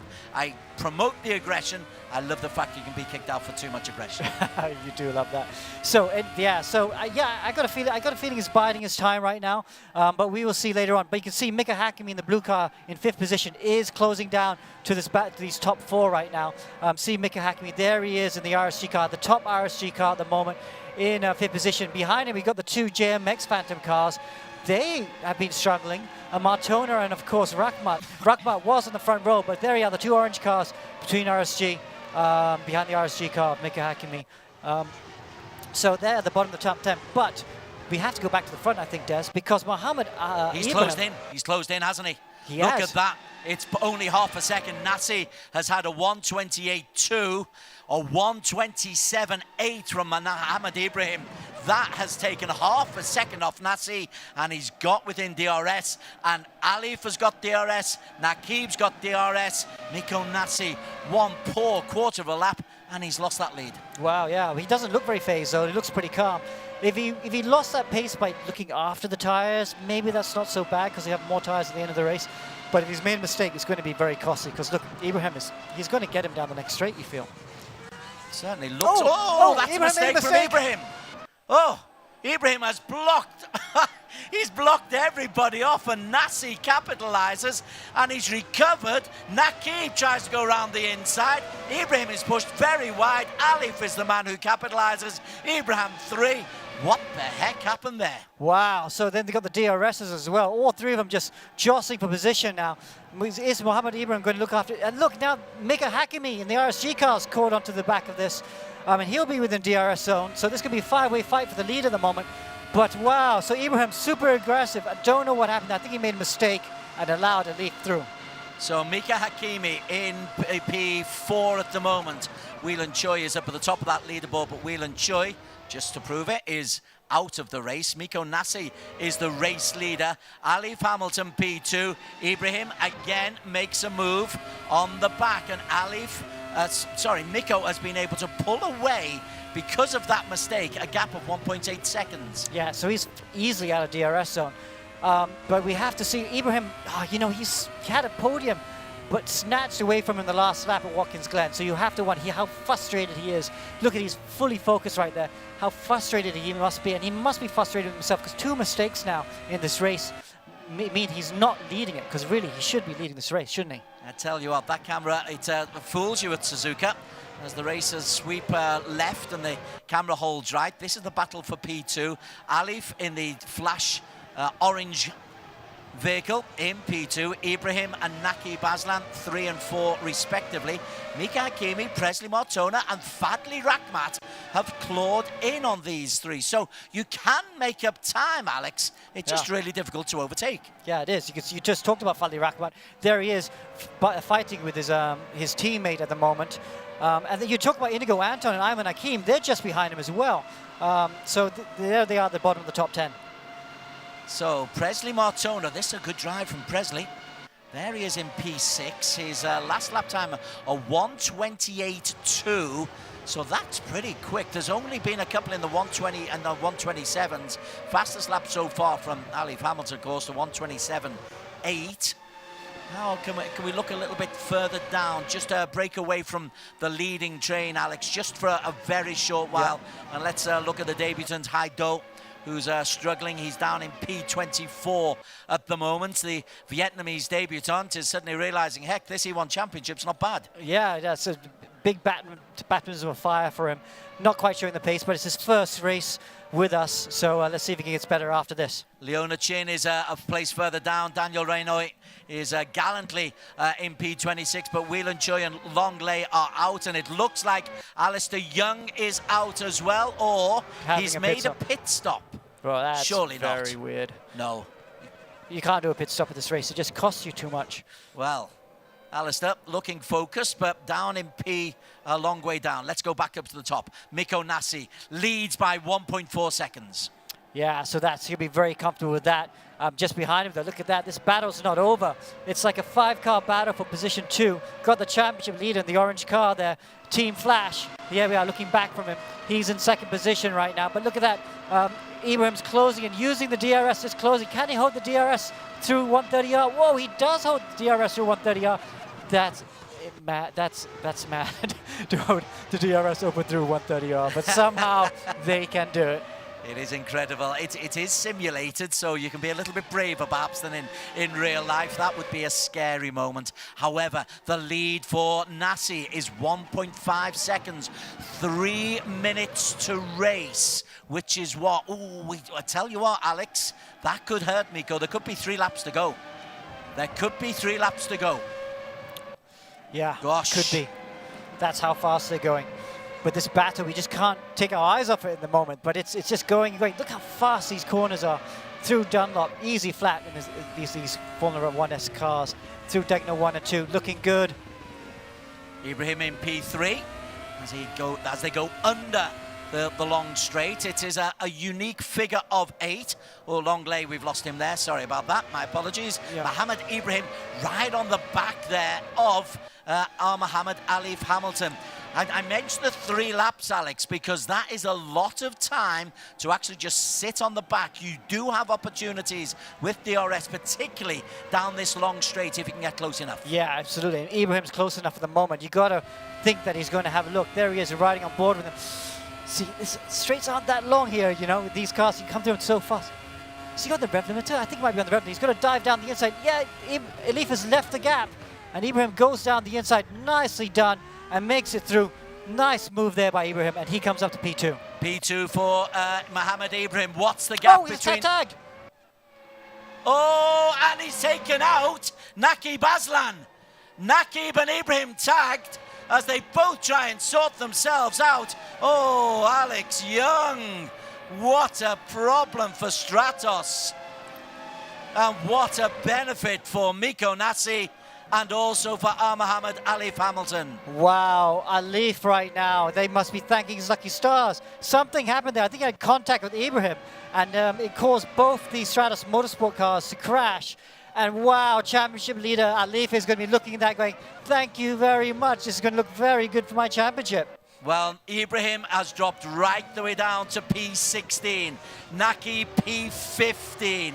Oh, how huge is that in the overall championship? We must talk to them afterwards, Alex, to find out what went on. In fact, Ibrahim seems to have had 2 or 3 times where he's really struggled to hold this together. But from P2, they are now down in P15 and 16. Wow, it's going to be a disaster for them because they're going to not even benefit from the reverse grid. So it looks like it's going to be a disaster for them. They were second in the championship. They were challenging for the championship, but I don't think so after now. Okay, let's go back up to the front. Miko Nassi leads by 2.8 seconds. He's been very, very strong. 1:29.0 his last lap. Where are we now? Seconds to go. He's just crossed the start-finish line. He's got an extra lap to do, which means behind them, Mika Hakimi, Alex, will have a full lap with DRS on Mohammed Alif. Mika Hakimi could well be chasing his first P2 of the season. Yeah, it'd be great to see RSG car back on the podium. We haven't seen one on the podium in a while there. But yeah, we're on board with Mika Hakimi. Let's see if he's going to be close enough. He's got to be nice. Oh, he's right on the limit there. There he is. You can see the young Malaysian there on the left-hand side of the screen right now. He's got to try and get close enough through the hairpin. You can have a go into Spoon, but I don't think that's the place to do it. I think he just wants to be nice and close to Spoon and try and do it on the run down to 130R. This is the battle for P3 as they come around the hairpin. He didn't make that risk. They've got this long right-hander, then they go into 13 and 14, which is the double left-hander round Spoon where the G-forces hit you. They are chasing Miko Nassi. That wasn't Nassi, was it? No, Nassi is still leading. This is the chance for Hakimi. Hakimi, if he's going to get P2, if he's going to get past Hamilton, it needs to be now or never. Hakimi makes the move. Alif defends. That was a bad move by Hakimi. He should have just waited till after 130R. To lift like that before 130R means he loses all the momentum. So he'll finish P3, but this is the man. Miko Nassi takes the victory. First of the season for Nassi. Alif comes home in P2, and Mika Hakimi gets his best result of the season. Nassi's second win of the season, apologies. Fadli Rakhmat recovers to P4. Jason Tay 5, Tadashi 6, Troy Iman 7. But look way down, way down, way down. Nakib 21, Ibrahim 20. Wow. So, okay, and we just look at the reverse group. We've just done the balloting, and it's the top 11 that are going to be reverse. And that means it's Ayman Haziq who would then be on pole position for race 2. Let's try and talk to Safe House right now. What a great result for Safe House. See if we can chat to them a bit. Miko, so you'll be starting in P11 in race 2, but P1, you've made your comeback. Walk us through race 1. P11 sounds all right. Thanks, Daniel. Yeah, that was intense, super intense. Qualifying, I was okay with it. I wasn't super stoked about it, but then the start changed things nicely, and then luckily we had some top-end speed on the other two guys, so I could actually do some overtaking. And in the opening laps, I mean, of course, in this championship, we have full damage. There was a lot of contact for your overtake for P1, a lot of contact on the sidewalls of the tires. Was your car okay? Yeah, car was okay. I was a bit worried there when we went too wide in 130R and we made contact at the apex. But yeah, I think the tires are okay in the first few laps. They're fairly puncture-proof. But then once your tires wear down, they puncture a lot easier. But yeah, no damage. So we knew Suzuka would be a track that had a bit more tire wear than maybe Watkins Glen. So what's your strategy going into race 2? I know you're probably not going to tell me your tire strategy exactly.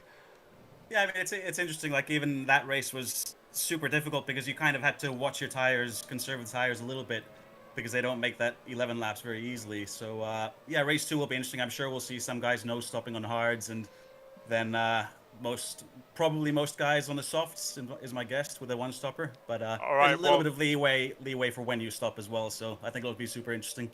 Perfect. Well, best of luck, and we'll keep our eye on you for race 2. Over to you, Des. So Miko Nasi with the victory. Alif picking up a P2. Only off Mika Hakimi. I'll ask Alex a little bit about the attempt from Mika to overtake then. Alif also picking up 2 points for the fastest lap. Fadli Rakhmat recovering from a poor start. He was down as P7 to pick up P4. Jason Tay, good result again for Team Flash in P5. Wow. Yeah, right now Team Flash is just getting the whole rub of the green, aren't they? They finished second. They finished, was it fourth, I think? Fifth. So it's fifth. Yeah. Great for the team championship. And of course, their closest competitors, Stratos Motorsport, nowhere. What happened to Stratos Motorsports? We must investigate. Investigate. Yeah. But we'll investigate after the break if we're allowed to. Daniel, I believe you've got some business. That's right, Des. There's a lot of stuff for us to investigate. What an action-packed race 1 at Suzuka. Plenty of post-race analysis coming your way very soon. Don't go anywhere.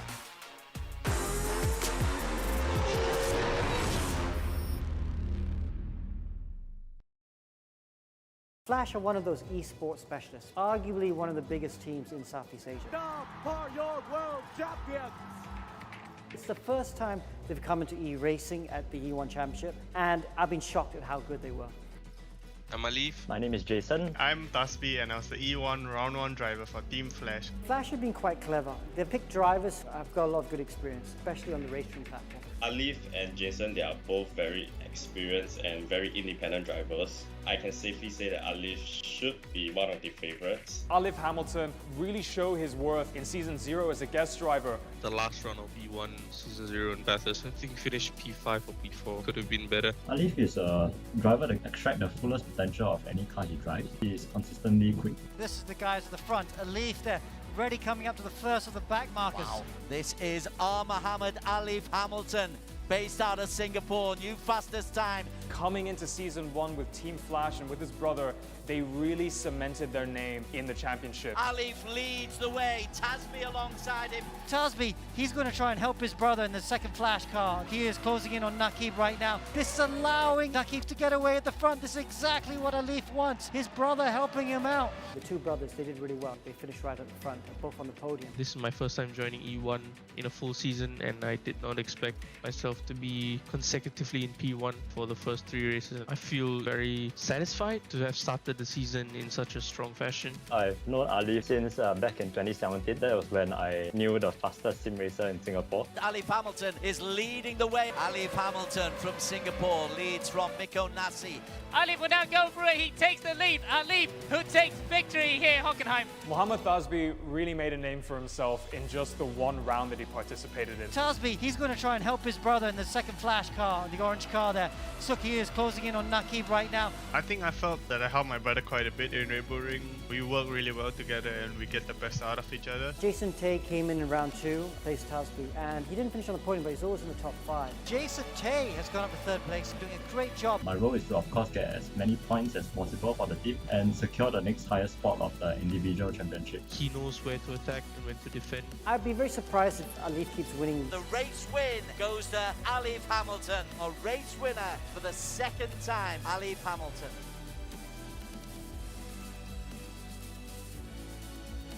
I think that Team Flash's Season 1 E1 performance has been a bit lucky. They've got 2 of the best drivers in Singapore. I expected Team Flash to be right up there immediately. Cannot underestimate these guys. They're the Mercedes of E1 now. I think we can go pretty far. Let's battle it out on track. See you on the track. It would be fake of me to say that we are not looking to finish at least top 3.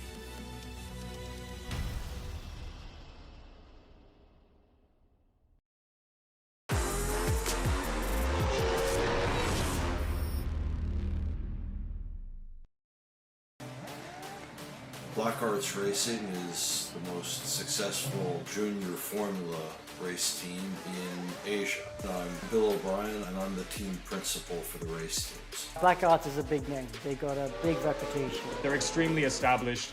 They've done extremely well in everything that they've raced. Black Arts Racing over the years has really been the development of young drivers. We see this as sort of the next frontier. That's the key reason we're involved with the E1 Championship. My name's Alistair Young. I'm Josh Perwin from Australia. He's got a 2-second lead. Alistair Young is currently in P3. Season 0 was great. I was with Safe House Racing, driving alongside Miko Nasi. I wasn't able to do the full Season 0, but I did manage to get a call up in Silverstone. I first met Alistair in 2019. They had a esports competition and Josh won, so it was very impressive. We did the virtual Le Mans on R Factor. Then from there I've been working with him for almost a year now. Black Arts picked Alistair because Alistair's actually a real-world driver. I'm with Black Arts Racing because I was with them in Formula 3 as a mechanic. They wanted to make their way into esports and they saw me as a very good opportunity. But they needed a strong number 1 who's very well known in the sim world, and Josh Perwin fits that perfectly. Josh is well known in e-racing circles. Josh is very talented. In just a few races, he's already up at the front. Josh Perwin is a fabulous racer. As we saw in the most recent races at Watkins Glen, he's starting to really pick up the capabilities of this F1 car. I played it safe, just got the second place and brought home some points for the team. The pairing of Josh Perwin and Alistair Young at Black Arts Racing is also a complementary one. Mixing drivers that come from a pure e-racing background with a pure motorsports background, and together I think that's a winning combination. Our focus in the E1 Championship, obviously to win races, but also to put young drivers on a path to serious career development. My goal for E1 Season 1 is to win the championship with Black Arts Racing. I want to compete for the top 3 in the championship. Well, let's just say I hate losing more than you love winning. Welcome back to round 4 of the E1 Championship in Suzuka. Now, Black Arts Racing is a team that needs no introduction on track. Alex, how would you describe the performance so far in Season 1? Not up to Black Arts' normal high standards. You know, they've won so many championships over the years. So they started. The first race wasn't very good, but they had that lag issue. Kicked both their cars out when I think they were both running the top 5. Then the last race at Watkins Glen wasn't so bad, was it? Josh had finished 2nd and 3rd in the 2 races, so that looked pretty good, and I thought Black Arts was going to be strong. But they really struggled today. They weren't very good in qualifying so far. Race 1 wasn't as strong. But they are a team with a lot of big reputation, you know. Their first foray into esports, obviously, so it's going to take them some time to get up to speed. But, you know, for sure they'll be getting stronger and stronger as the season goes on. Well, hopefully race 2 works out more in their favor. Let's quickly take a look at the highlights from race 1. Okay, so Mohamed Ibrahim with a decent start off the line, but of course, behind him in the orange car there, Team Flash had the better start, then Leaf up to 2nd, then up to 1st at the end of lap 1. I'm not sure what happened with Ibrahim at the end of lap 1.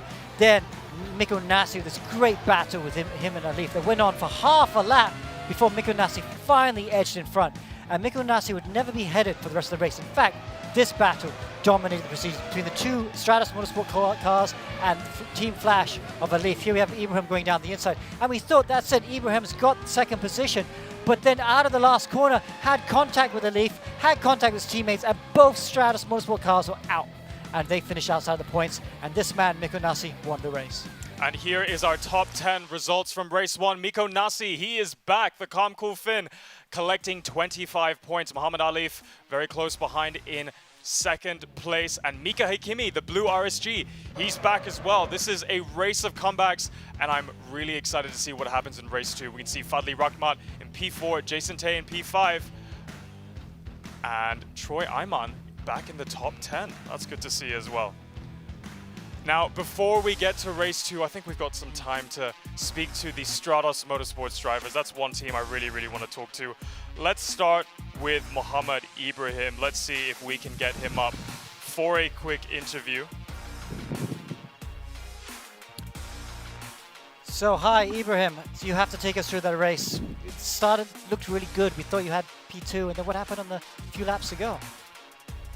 Yeah, basically, I had a lot of pace. I was like, I let Miko and Alif through because I just wanted to play it safe. But then I said I have to get past them, because especially Alif, because Miko was pulling away and I had good amount of pace. So I did an overtake on Alif, and it was, I think, a fairly clean move. But then I got a puncture out of Alif hitting me, but I don't know what happened exactly. I haven't seen the replay yet. So what caused that change in pace? Because obviously you were up at the front at the very beginning, and then you just managed to drop down, and then after you got passed by those drivers, then you picked up again and you were catching them like crazy. What was the difference? No, the main thing was it's a bit because when you're in the lead, and the DRS on this track is really powerful because you run a lot of wing on this track. So I feel like the DRS it feels a bit more powerful than other tracks. So it's just that in the beginning I was leading the race, so then they had DRS on me, so I got past, so then I could not show my pace at that point. So I said, keep patience and wait for the last few laps and make your move. But unfortunately, this happened. Fair enough. Well, you're going to have a lot of DRS working in your favor for race 2. We'll be keeping our eyes on you. Best of luck. Yeah, thank you so much. All right, I think we've got time to speak to Nakib Aslan as well very quickly. Hello. Nakib, hello. First question we have to ask. We didn't quite get that camera angle, but what happened coming out of the chicane? Honestly, I wish I could tell you, but I myself, was really confused. Obviously, with the heaviest of ballast, I knew I wouldn't have the outright pace against them, so played the long game, kept with them with the DRS, and before you know it, I was in the wall. So as much as you, I'm really blur on what happened, but putting it all aside and focusing on race 2 now. So focusing on race 2, you're going to have to have a slightly different approach. You're not going to be within that top 15 slot. You are going to be starting from the back. So knowing that, what is your approach going into race 2? Knowing now that I didn't score any points for race 1, I think I can take a bit more risk into race 2. So really go all out and find as much point as I can. Just one other question, Nakib. How much tyre wear did you have at the end of the race? Oof, not much. So we'll see. Not giving anything away, I see, again. We've got to stop asking tyre questions. Well, best of luck. You're going to have a very fun race doing a lot of overtakes. Sure thing, yeah, definitely. Thank you very much. Take care. Okay, so we've got a reverse grid, and that's something that the Stratos Motorsports boys won't be capitalizing on. No, but they finished outside the top 11, so they're not even going to benefit from the reverse grid. It's going to benefit people like Arwen Tiruna, Josh Powen's up there, Ayman Hakim. So those are the guys I think they'll fancy the chance of winning the reverse grid race. But wow, what a great result for Alif Hamilton. His championship lead is solidified. Yep, if I was James Russell, I'd be very, very upset. We don't know what's going to happen. But we have race 2 coming your way very, very soon. A lot of action, I am sure. But first, a very short commercial break. We'll see you in a bit.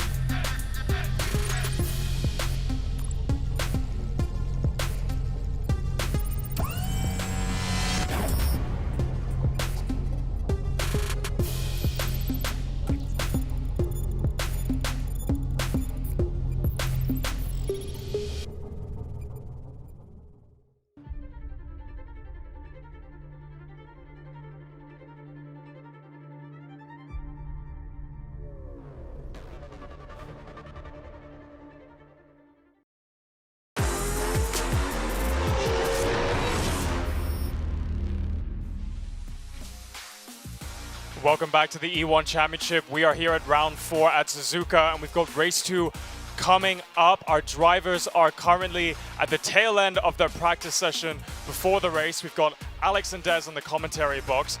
Quick question for you two gents, because we don't seem to get a proper response from our drivers, so I want to get our predictions from you. Tire strategy for this longer race 2. What are your thoughts? Okay, so we're seeing a lot of the guys practicing on the hards and the mediums. So that makes me interested, because we saw the softs last the whole race 1, 15 minutes. So I think most people would go softs, do one stop, and finish with softs.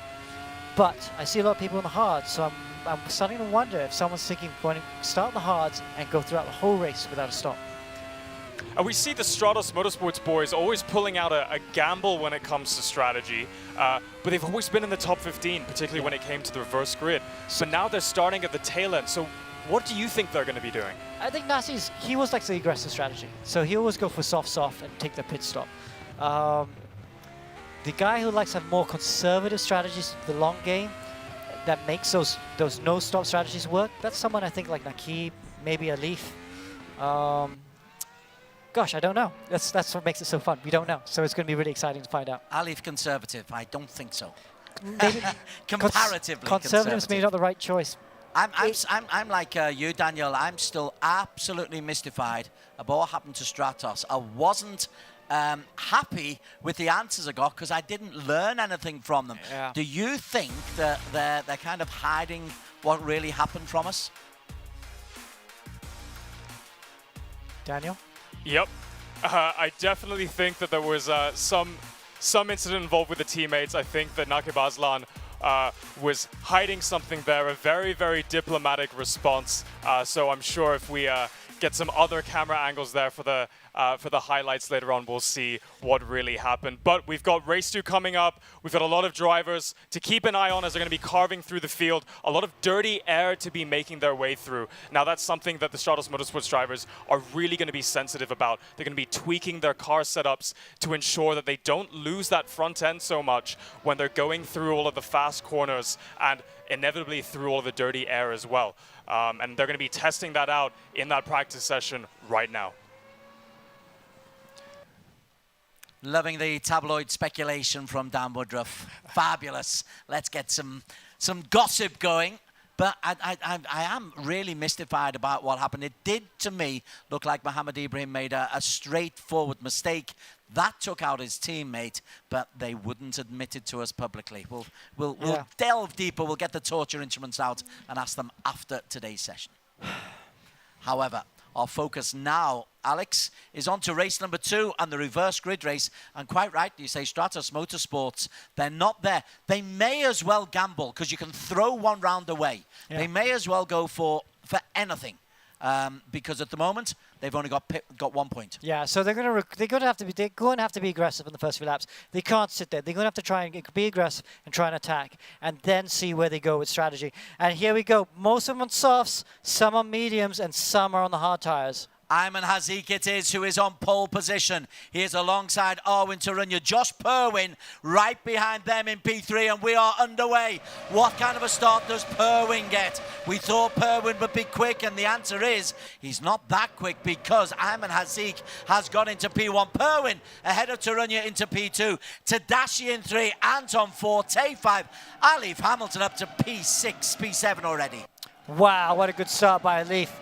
Wow, up to P7, that's a really good job. But we are following Josh Purwin right now. He's P2 at the moment in the Black Arts car. He's got Hazik in front of him. But Taruna, we haven't seen Taruna in a while. Taruna, the second safe house driver, doing a great job in P3 at the moment. Ayman Hazik it is who will lead us under the bridge and into the hairpin. We have seen 1 or 2 overtakes happen here. And look at that, Josh Purwin takes the inside from Ayman Hazik. Doesn't get the drive out. Ayman has the inside line. A cheeky little attempt there from Josh Purwin. But we will have some momentum coming around the spoon curve. Is he able to take it here? The answer is no. Instead, he's under pressure from Arwin Tarunya. What a battle at the front. Tadashi up to P3. Wow, Taruna there got swamped just now, made a mistake at Spoon Curve. Ayman is through, and look right behind him. We've got Inigo Anton and Jason Tay right behind him in the Black Arts car. Look at this, look at that train. as this is Jason Tay trying to go on the inside. Oh, that's not where you want to overtake, is it? Instead, he's caught on the Casio triangle. Jason Tay gets himself up into P5. Ayman Hazik, led from the start, is in P1. Perwin and Tadashi and Tarunya and Jason Tay following through with Anton and Mohammed Hamilton and Miko Nasi in the top 8. Wow, it is really close right now. Let's see where the Stratos boys are. Nakib has not made any progress at all, has he? Nakib P13. P13, he's quite far. There he is, P13. Mohammed Ibrahim, though, down at P17, so he's not had a good job. So Ibrahim's done a quite good job to come from 18th position. And there's Ibrahim there. Oh, he's not really made some progress there as he goes through these corners. He's got Fadli Rakhmat in front of him. Fadli, let's not forget, had a very, very good P4. There is the gap between Ibrahim in P16 and Fadli in P4. This is almost incidental to us. It's almost as a sympathy coverage of this because they are so far off the winning track. At the front, Ayman Hazik is facing pressure from Perwin, Tadashi, Tarunya, Tay, Inigo. Nasi has got ahead of Mohammed Alif into P7, Miko Nasi. Wow, good job by Miko Nasi. There he is right now in the black car. He's up to P7. And there's Alif right behind him in the orange car. And he's getting good pressure there from Kalen Chin as well. Kalen Chin, as you quite rightly say, has got himself up into P9. Oh, it's so tight in there. Wow. Nasi is overtaken by Hamilton. Alif had a great move around the outside. Nico Nasi getting caught up by traffic on the inside. And Alif just went round the outside of turn 17. Good job there by the Singaporean. Back up at the front, Josh Perwin is the new race leader. Yeah, Tadashi 2, Tarunya 3. Ayman Hazik went from 1 to 4 on one straight while we were looking at Nasi and Mohammed Alif having a little battle between themselves. Here is the man in P2 chasing the man in P1. P1 on the right. We expected Perwin to be quicker, and Perwin in race 2, Alex, is doing a job for Black Arts Racing. Yeah, he is definitely, isn't he? And he's got Ali Ayman right there following him as well. So it's not over though, but could this be the first win for Black Arts Racing? They've not won on E1 Championship right now. And of course, we've got Ayman right behind. Ayman's not won this season either, so RSG due a win as well. What I will tell you, Josh Perwin is on a medium compound tyre. Everybody else is on soft, so Perwin leads on the medium. Yeah. Medium wouldn't take you for the full 30 minutes, would it? I'm shocked. Do you think it could? If it could, that'd be a surprise. I did not think that it could. But could it? That's a really big question. Softs, definitely not. Softs definitely have to change, I feel. Well, he allowed Tadashi to go into the lead. Ayman Hakim is the new race leader. Arwin Tarunya goes through into P2. It's good to see Indonesians getting a little bit of a joy here. So Tarunya, well, he was in P2. Perwin blocked him off once again. This is P2. Behind them, Ayman Hazik, Jason Tay, Inigo, Anton, Alif, and Nasi. Kalen Chin, Naki Baslan, Alex, has got himself up into P10, and he's dragged Mika Hakimi with him. Yeah, so Hakimi's up there, and his brother Mohamed Nabil in P12. But this is the man of the moment right now. We've got to watch Taruna right now. Oh, he's got up to P2, did a great move around the outside of Josh to turn 1. Very brave move indeed. And he will have DRS now. Josh is going to struggle to hold on, I feel. He needs to, I think Josh, the way Josh is driving right now, for me, is super conservative. Josh Perwin normally attacks a lot. He's very much an attacking driver. You can see how he drives. And I feel right now that Josh has been very docile, looking after the tires. So it makes me think maybe he thinks those mediums can go all the way. So the medium compound of Josh Perwin, is that the big gamble? I do like to see a gamble. He's holding off Ayman Hazik behind him. Up at the front, Hakim is facing pressure from Arwin Tarunya. I do like to see an Indonesian racer get close. Let's see what Tarunya does on this long, well, it's not a long straight, is it? This fast straight. Wow. You don't overtake here. Yes. You wait till now. He's done it beautifully. Oh, dived on the so decides to back out right now. He feels, Taruna's actually a very experienced racer. We have not seen much of him in E1, but he knows what he's doing very much so in this game as well. So I think he's just holding on, just decided, oh, no, I just want to stay behind you. Use the, ooh, this is a good place to use the DRS. He's going to try and go around the outside. Can he go around the outside? Yes! Oh, what a move. Round the first turn, leads through the S's, up the hill. Yeah. Wow, what a move that was. And you know why it's so clever? Because now he's got 3 more DRSs this lap, because he crossed the finish line at the start of this lap behind Ayman Hakim. So if he can just use the 3 DRSs correctly, he might be able to pull outside of DRS zone by the end of this lap. He's fizzed into a 1 second lead already. He's putting his foot to the metal here, a 1:28.9. Last time out, 8/10 faster than Tadashi. Perwin is still holding on to P3, I need to tell you. Ayman Hazik in P4. Nasi and Mohammed have taken Kalen Chin. Nakib's up to P9. Very interesting, but this is the storyline. Arwin Tarunya is really, really putting his foot down, Alex. Oh, he's had a moment. He's had a moment. What happened lost there? time. He lost time as well. I think he just got very sideways in the lead there. Oh, that's how hard he was pushing. He was trying to break the DRS zone, and he made a mistake out of Spoon. And yeah, I won't say all his hard work's undone, but rather really affected. Yeah, he has no chance of staying out of DRS now. Okay, so now he can be caught. He looks a little bit stern, bottom left of your screen as they come into the home straight. It was here where he made such a fantastic move to get away from Ayman Hakim Tadashi on the last lap.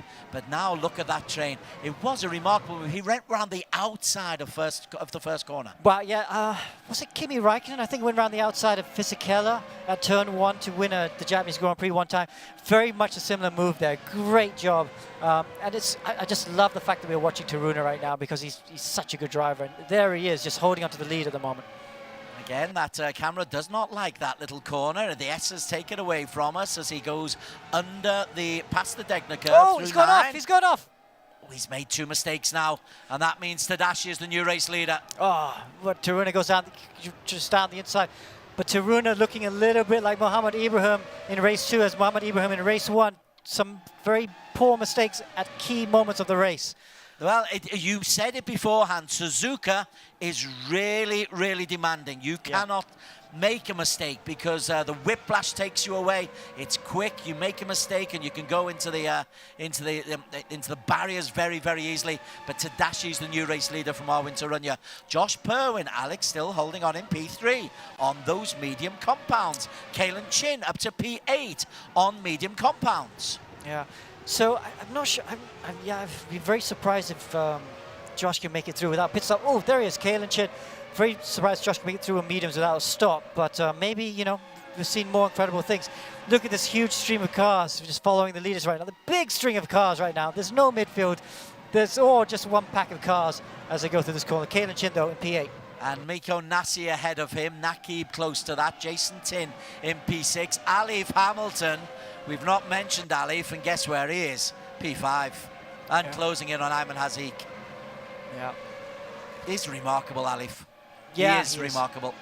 Yeah. He's just a different level from everyone at the moment, you know. I mean, he's just a consistency. His racecraft is what I really like. You know, people like to focus on his pace, but I like to focus on his racecraft. He always does the right thing at the right moment. This is a driver that you really, you know, at the top of his game. And I'd love to see him in a real car because I know he could translate this into a real car any day of the week. Ayman Hazik, the man in P4, up at the front. This will be interesting. Are we coming towards the tail end of the lap? No, we've got this longish straight to come. Tarunya has been able to stay close to Ayman Hakim Tadashi. This will be the test because Tadashi, does he have DRS to use? I don't think he does he? No, so he Tarunya doesn't. can stay close. But yeah, Taruna's not opening it until he gets through 130R. Then he opens it, and he's going to look down the outside. Yeah, not close enough at the moment. And Josh Perwin right now in P3 is just outside of DRS zone. He needs to get a bit closer, get a good drive out this last corner to try and get DRS zone of Taruna. So Ayman Hakim leads into lap number 8 as they go. Lap number 8. He's got Tarunya behind him. Perwin was just inside DRS. Perwin, conservative, medium compound. It is a question worth asking. Can medium last? We are what? 11 minutes into this race. I wish we had some access to how their tyres are lasting, Alex. Yeah, I wish I had that too, but they don't. These drivers used to stream their video, their screens all the time. But the problem with that is then everyone could see their tire wear, and they've stopped streaming now because so we can't see their tires. Very crafty, but we're deprived of the spectacle of knowing where the tires are at the moment. Oh, Taruna, big bang around the outside, sends Hakeem around. And behind them, Josh Perwin closes in. That was real contact at the hairpin. A little bit of no love lost there. Indonesia, Malaysia, it can happen. And Tarunya has another go-around spoon. Perwin is waiting. Yeah. Perwin is perfectly placed in P3. Tarunya, I mean, this is suiting. And then Perwin. Perwin loses to Ayman Hazik in P4. I was going to say it's perfect for Perwin because he's right in the position. He's not stressing the tires. He can watch the cars in front fight. But then he had to lift and allowed Hazik through. Hazik there, the ERGP car. Oh, breaking down for the last corner. Then, oh, look at that. Look how they're all. Oh, it's so tight. They're all crowding. And now Alif is up to P4. Alif's P4. Alif into P4. He has done that superbly. Hazik is in P3. Let's go up to the front. Maybe that gives us some sanity. Tarunya, everyone has got the RS, Alex. Everyone apart from Ayman Hakeem Tadashi. But he is leading. Now, you talked about the dirty air. We haven't quite seen the overtaking I did expect on the long curve between 14 and 16. Yeah, so they have to watch the dirty air. It is being very careful. You can see that there's a little bit of a gap. It's not like Formula 1 where you can't stay within 2 seconds of the car in front, but there is a dirty air effect. So the drivers have to manage that and just have to be a bit tactical about how close they get to when they want to overtake. Because if they go too close too early, they'll get too much dirty air and that'll cause them to go off the track and won't be able to get them down the straight. Now the front two have been able to pull a second clear of Ayman Hazik. This is Ayman Hazik in P3 as they come out to the hairpin and then round 11, 12 and 13 onto the spoon. Now what can you do? Can you slingshot out of this? There is Hazik. Can you slingshot out of this if you're Arwin Tarunya? Alif behind them. The gap between Ayman is, it's nearly a second. This is important in the race because we're approaching midpoint. Yeah, it is. Crucial part of the race. The top three is just there, but I tell you what, Alif is going to join this fight for the battles. This battle for the lead as well. There is Alif. You mentioned him. Team Flash. He had a P2. Was it P2 in race? He won race one. Yeah, he won one. Won race one. No, P2 in race one. Miko Nasi won. Miko Nasi won race one. Where is Miko Nasi? Miko Nasi P8. Ali for P2 in race one. And here he's got himself into P4. No, Miko Nasi's in the pits. That's why he's coming for his tyre change with the soft tyres. So we're just under halfway. And look at all these other cars are coming in for the stop. But Alif, though, he's a man that's looking quite good. Let's see what tyres Miko Nasi's changed to. He's gone for another set of softs. Now, Josh Perwin. Did Josh stay out? Yeah, he did. So Josh has lost a lot of ground as Mohammed Ibrahim moves into the top 7. Ayman Hakeem still leads. Josh Perwin and Kalen Chin, they are both on medium compounds. Yeah, and just behind maybe. Wow, so Josh is there, but it's looking really good for Alif though, because of these soft tire runners, him and the first 4 are the only guys who are able to go that extra lap. Miko Nasi, obviously too much tire contact, and that means that he had to come in and pit a bit early. Wow, so the DRS is on. This is fascinating. Tarunya is the leader. Tarunya hasn't come in for a pit stop yet. Soft compound, how late do you leave it? We are halfway through race number 2. More questions than answers at the moment. Yeah, I can't see which way this is going to go. I mean, Taruna's in the lead now. He's got a half a second gap as he come across some back markers. One of the Vietnamese drivers. There he is. That's not a good place to try and overtake. Risk contact, and there was some contact. But Taruna at the moment looking good. Long lay it was. Who's that gone into the pits? That is Tadashi. He's in the pits. So's Taruna. They're all coming to the pits right now. And Josh Perwin stays out. Josh Perwin on the medium compound stayed out. Mohammed Nabil on soft stayed out. Kalen Chin on medium stayed out.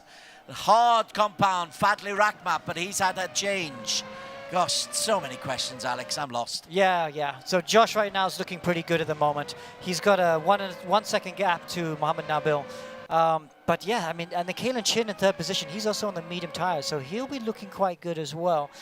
But I just can't see the mediums lasting the whole race. I still feel that they have to stop for pit at some point.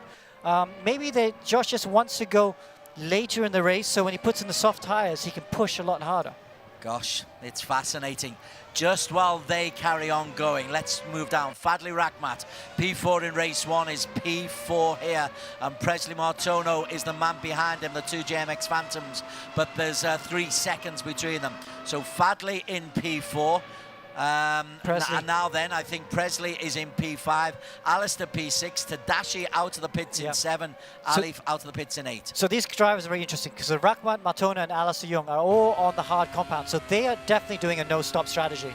So if the hard tire is the place to be, you know, he's going to be leading, Fadli Rakhmat's going to be leading the race very soon. So have JMX Phantom done the perfect strategy. Maybe this is the strategy to be on. Has Josh Perwin done the perfect strategy? His medium compound, no. Josh is coming in. Josh into the pits. Wow, so there we go. Into the pits come these drivers. These are all the medium shot drivers. Oh, where is it? Kalen Chin almost missed his pit box. So that's going to be a disaster for him. But we were just talking about them. The JMX... Fadli Rakhmat, the new race leader. JMX Phantom, could they be on for their first race win? The hard compound makes sense if you think you can go the whole race without a pit stop. But I just wonder, can they do that? Well, they've taken the gamble. They're going to try. There might be a lot of punctures. They might be on tyre rims by the time they reach the finish line, but that is their gamble. Fadli and Presley. Yeah. And Alistair. Yeah, that's at the top 3 right now. They've got JMX Phantom 1-2. It's the first time they've been 1-2 in E1. And they've gone for the counter strategy. They've gone for the hard tyres. And I think they are trying to go without any pit stops to the end. They've got 12 minutes to go, though. And they're going to have some very fast cars coming up behind them. Well, Tadashi is on soft compound, just 11 seconds behind Fadli Rakhmat. So 11 seconds to make in 12. What is that? That's 5 laps? 135 laps? Oh, it's possible. It is. See what lap time's doing. So the hard tyres of JMX... 134. The JMX Phantom cars are in the 30s. That's still very quick. But we'll need the soft-tired guys to be able to dip into the 29s, maybe even the 28s if they're going to catch the leaders. So Fadli had a very, very good 4th place as well as 2nd in qualification. Whatever happens, he has had a terrific weekend and he is showing that he is quick. Behind him, I think that's Leona Chin, who is just overtaken. So there's the top 2 JMX cars, and this is the battle for 3rd position. These are the guys who are going to try and catch JMX Phantom. They have to go much quicker, but Alif Hamilton goes past the outside of Akeem. Great move by the Singaporean driver. Alif is on the charge. Alif Hamilton is on the charge. He's just posted a 1:29.3. 1.5 seconds quicker than Fadli Rakhmat's 1:30.8. The differential between them is 10 seconds. Ooh, Alex, 11 minutes to race. I think it's going to be close. Wow. So this last lap for Alif was a 29.3. If he can keep the car in the 29s, I think he can close the gap to the leaders. Tadashi in 3. Hakimi is out there quick as well. Ayman Hazika's got there. Nakib's into the top 10. Let's have a look at Fadli Rakhmat. This is it's on Fadli now. If he can keep on driving in the 130s, Alex. Yeah. 130, between 135, 139, he might just have enough. Yeah, I mean, his last lap was a 30.8. If he can just, like you say, just keep in the 30s, even if he dips into the very, very low 31s, might be okay. Just depends on what Alif can do behind him. So that is P1. Presley Martono in P2. Can Presley do some work and hold up Mohammed Alif Hamilton? If you look back from Presley, well, there is no Alif in sight. Not yet. Oh, yes, there is. Not close enough. Not yet. Not yet. But it won't be long now. Alif is only 2 seconds behind the JMX Phantom car, so he's getting closer all the time. So Presley Martono in P2. Can he protect? Tell you what, Alif has just done a 1:27.2. A 1:27.2. Wow. That is stupidly quick. Now, he obviously used the DRS from following Ayman Hakim when he got past Ayman into turn 1. So that DRS was what helped him there. And I don't think anyone's going to get close to 27.2, though. 27.2 in the race, even with 3 DRS, is really super impressive. So, Mohammed Alif Hamilton there. He's got Presley Martono in front of him. 9 minutes to race. The chase is on. The chase is on, but I think we know that the hunter is very confident of getting his prey. Firstly, he's got to look after Presley, and Presley looks backwards onto the approaching menace that is the Singaporean Alif Hamilton. Yeah, look at that. Alif's just getting closer and closer within DRS now. Just feel it's a matter of time. But Presley, will he play the team game? If he plays the team game, he needs to try and hold off Alif for as long as he possibly can to allow his teammate, who's further up the road, to try and get the win. Well, that's some good defensive work. You've got the long straight down here. Now he might try and overtake around the outside of the first turn or go on the inside. This is P2 now for Mohammed Alif Hamilton. He's taken it. I'm shocked. I really thought Martono was going to defend. If he defended, he could have held off Alif, and maybe that would have helped Fadli Rahmat up the road, but I'm shocked he didn't try and defend that. 6 seconds, the differential. Fadli's just done a 1:29.9. Alif a 1:28.9. So there's 8 minutes left. There are how many laps is 8 minutes? 1:33, 4.5, 5.5, 6 laps. It's going to be close. I feel that Martono letting Alif by is going to cost Rahmat the win. If Martono had defended in turn 1, it could have kept Alif behind for one more lap. I think Rahmat could have won. But at the moment, I feel Alif is too close, and he's going to catch him for the end. I can tell you that Presley Martono has also been overtaken by Ayman Hakim, or this time he's defending actually. This time he is defending, and Mika Hakimi is right on the tail of Tadashi as well, as they decide both to go on the inside. And Mika Hakimi, Alex, who picked up a podium in race 1, is in P3 again. What a turnaround in form this is from the young Malaysian. Great. I mean, we've seen Hakimi's, have some very improved performances in ERGP, and he's just coming into E1. It's great to see him coming in for potentially another podium performance. So Hakimi is there. Presley trying to hold off to Dashi. Hakimi on to P3. We're going to stick with Hakimi just up the S's, but then our focus is going to go back to Fadli Rahmat and the ever closing Mohammed Alif. So looking forward, there's Hakimi. He's only got open track in front of him. Let's go back to the front, Alex, and see what Mohammed Alif is doing. Wow, he's closing down the gaps. Within 2 seconds now of the leader. Alif's going to win this quite easily, I feel, because there's so much time left, and he's just got so much quicker at the moment. He's still running in the 27s. It's going to be very tough. And of course, Fadli's just hanging on at the moment. Actually, you know what? I'm going to change my mind, because I think even if Martono had held off Alif for another lap, too quick. It would have been too quick, right? He's just another 1:27.7. Yeah. He has taken 3 seconds off Fadli Rahmat. Cue the Jaws music, please, Mr. Director. Yeah, I guess we thought the hard compound tire was going to work, didn't we? But it looks like it's not going to work, and they are going to be struggling. So Alif P2, Fadli Rahmat in P1, and there is the lead, and the race lead is going to change ominously soon around the bottom end of corner number 1. He'll probably be able to hold him off up the Etzers, but as soon as we hit the Dunlop curve, maybe Degner, maybe hold him off till the hairpin, but it is just a matter of time. And he's closed him down in double quick time, Alex. Alif is some racer. Yeah, he is. He's doing a fantastic job, the Singaporean driver. His championship leader is just extending his championship. This is why he's been so impressed with this young man. And, he's going to bide his time. 5 minutes to go, so he can pick and choose his moment, make sure he does it in such a way that it make it very hard for Rahmat to retake the lead. It is almost cruel, isn't it? It's almost like he's toying with his prey. Alif, he's there, Mr. JMX Phantom. Come on. I've caught you now. Now I'm going to make my move. Or is he looking close? Ooh, looks on the inside, not quite able to do it there. Good decision not to do it there, to be honest. He wants to try and do it on the start-finish line, because then you have DRS for the next lap as well. With back markers as well, just to complicate matters as they come down this longest straight through 14, 15, 16. And, you be careful. You don't want to make a mistake. He doesn't make many mistakes, Alif.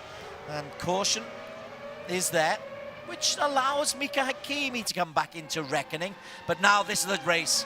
This is the moment. Alif Hamilton eases past Fadli Rakhmat. A brave gamble from Fadli. It lasted 26 minutes. Yeah, almost worked, almost worked. Not able to do it though. There he is, Alif Hamilton though. Great job by him. Coming from, where was he? P10 in this race to get back up into the lead. Wow, this man is just so good. Fadli Rakhmat in P2. Fadli must now focus on Mika Hakimi, because Mika is only a second behind Fadli. And you'd fancy Mika's chances of making it into the top 2 very, very quickly. There he is, closing. And poor old Fadli is being picked off one by one. Yeah. So Mika, look how close he is right now as he comes out of the hairpin right now. It's going to be tough. He's not going to be able to hold off the RSG cars, because not only Mika just behind him, but Ayman Hakim, his teammate, right there as well. I can tell you the medium compound of Josh Perwin, he's down in P9. He was very quick, a mini gamble from Josh. Tell you what, we've got so many questions to ask these boys, but Mika Hakimi looks for P2. He's got Tadashi very close.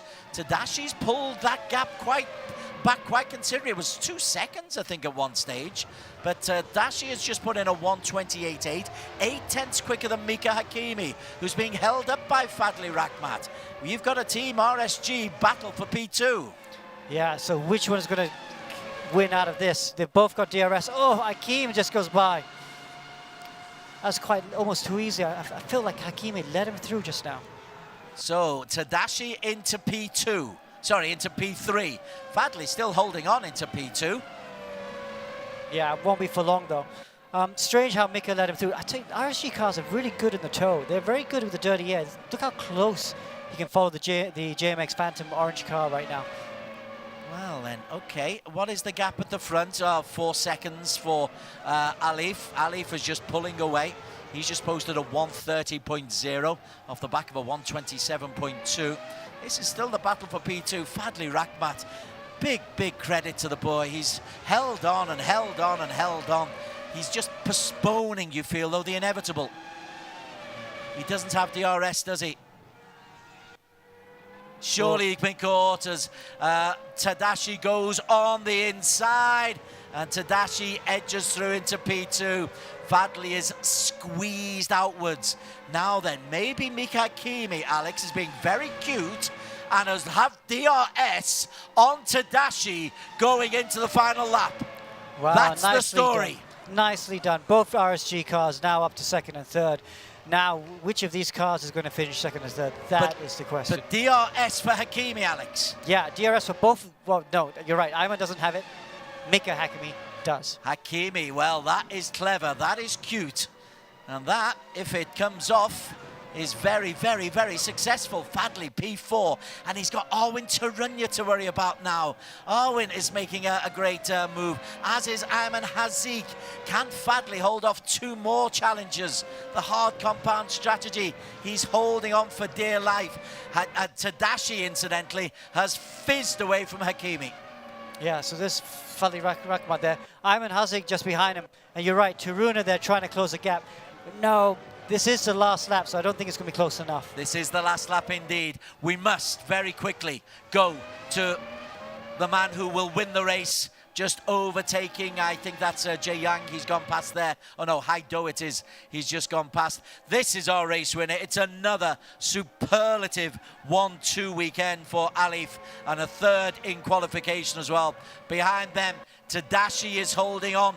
He has withheld the challenge of Mika Hakimi, who will pick up a second straight podium. Fadli Rakhmat is holding on, and he will hold on for a P4. But up at the front, Alex Young, it is going to be a victory. Win number 5 in 8 races for R. Mohammed Alif Hamilton from Singapore. Great job. Look how happy he is with that. Fantastic result by the Singaporean. Wow, and it was really good day work for him, especially with his rivals falling at the wayside. Just really did that good job there, took his time through the traffic very early on, didn't try and rush too much, and just made his way and just at the right times, knew when to push, and he's rewarded with another reverse grid win. Okay, let's go and see if we can talk to Alif. He wasn't the focus of most of our attention, Alex, but he's come out with another big weekend. Yep. So, great job by Alif. Alif there, another win for Team Flash. You got to talk us through your race. Hi, Alif. Alif, can you hear us? Yeah. Yeah. Wow. Congratulations. So walk Thanks, us man. through your race too. Yeah, man. I mean, we started off, I think, P10. To be honest, I didn't know what the reverse grid, the shuffle was, but yeah, we had a good start. I think we went up to P6, and then made our way through the field slowly. But then a few cars were very quick down the straight. Miko was blistering down the straight. I think Ayman Azik was also running a very low downforce setup. So the next best option was to just stick behind them and try to nail the pit stop, which we managed to do. I mean, I think we stopped perfectly at our marks, which gained a lot of time and jumped Ayman Azik. And then after that, it was just Ayman Hakim.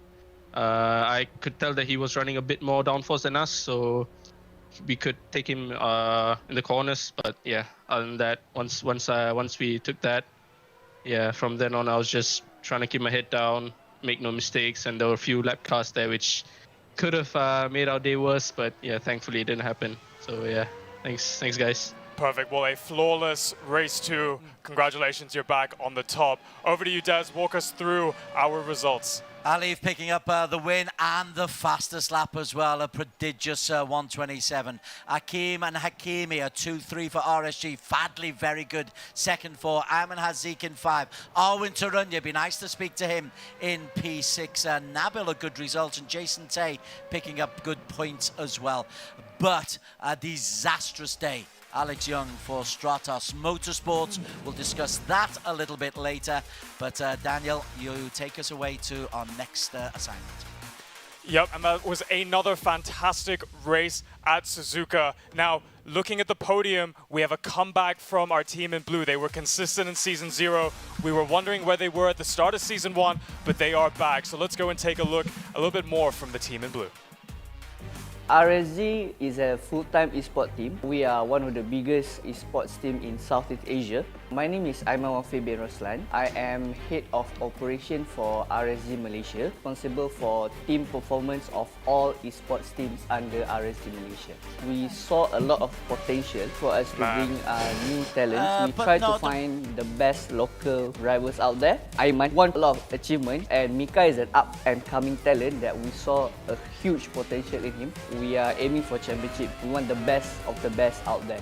Ayman Hakim picks up maximum points. Ayman Hakim will make it back-to-back wings. My name is Ayman Hakim, also known as Tadashi. My name is Mika Hakimi from Team RSG. Started racing when I was 8 years old on EAF1 2002. Then I won the Malaysia Cyber Game. My friend Sim Kaiwan brought me to Loyat to get my first PC and my first simulator. And that's where he kick-started my journey for sim racing. I've always liked racing as a child. My dad always brought me to the F1 races because he used to work really close with the Petronas Mercedes teams. The first time I tried the sim at Sepang, I was actually pretty good at it, and that's how it all started. Ayman Hakim, he's a sim driver for sure, and he won it with RSG, which are definitely an esports team. In short bursts, he can attack aggressively than I can. He's a bit furious whenever there's mistakes, but that shows how passionate he is. Mika is always maintaining his composure. He's a hardworking guy. RSG, you know, they're an esports team. They've come to E1, they had good success in Season 0, but I feel they're not working with enough motorsport people. We thought that only hiring the drivers is enough. Our task is a bit bigger. I'm the one who did most of the setup. So I think RSG need to look at maybe some smart partnerships with some of the other motorsport teams. There are helps that we got, which is from Kaiwan and Abby. Abby is more like Ayman's personal race engineer. Kaiwan, he's been working with Ayman for I think 5 years already. I have a lot of advice from my engineers. Being able to work on the bounce and modify strategy with what you have is very, very important. We still want to maintain podium. I'll definitely be doing things a lot more differently. We learned from last season. RSG was very quick in Season 0. Mika Hakimi, who did really well in his first RaceRoom competition. We had a big battle this season. It makes me want to beat him even more. We are very confident in ourselves. We're doing great so far. And I can't wait to win races. Respect all, fear none.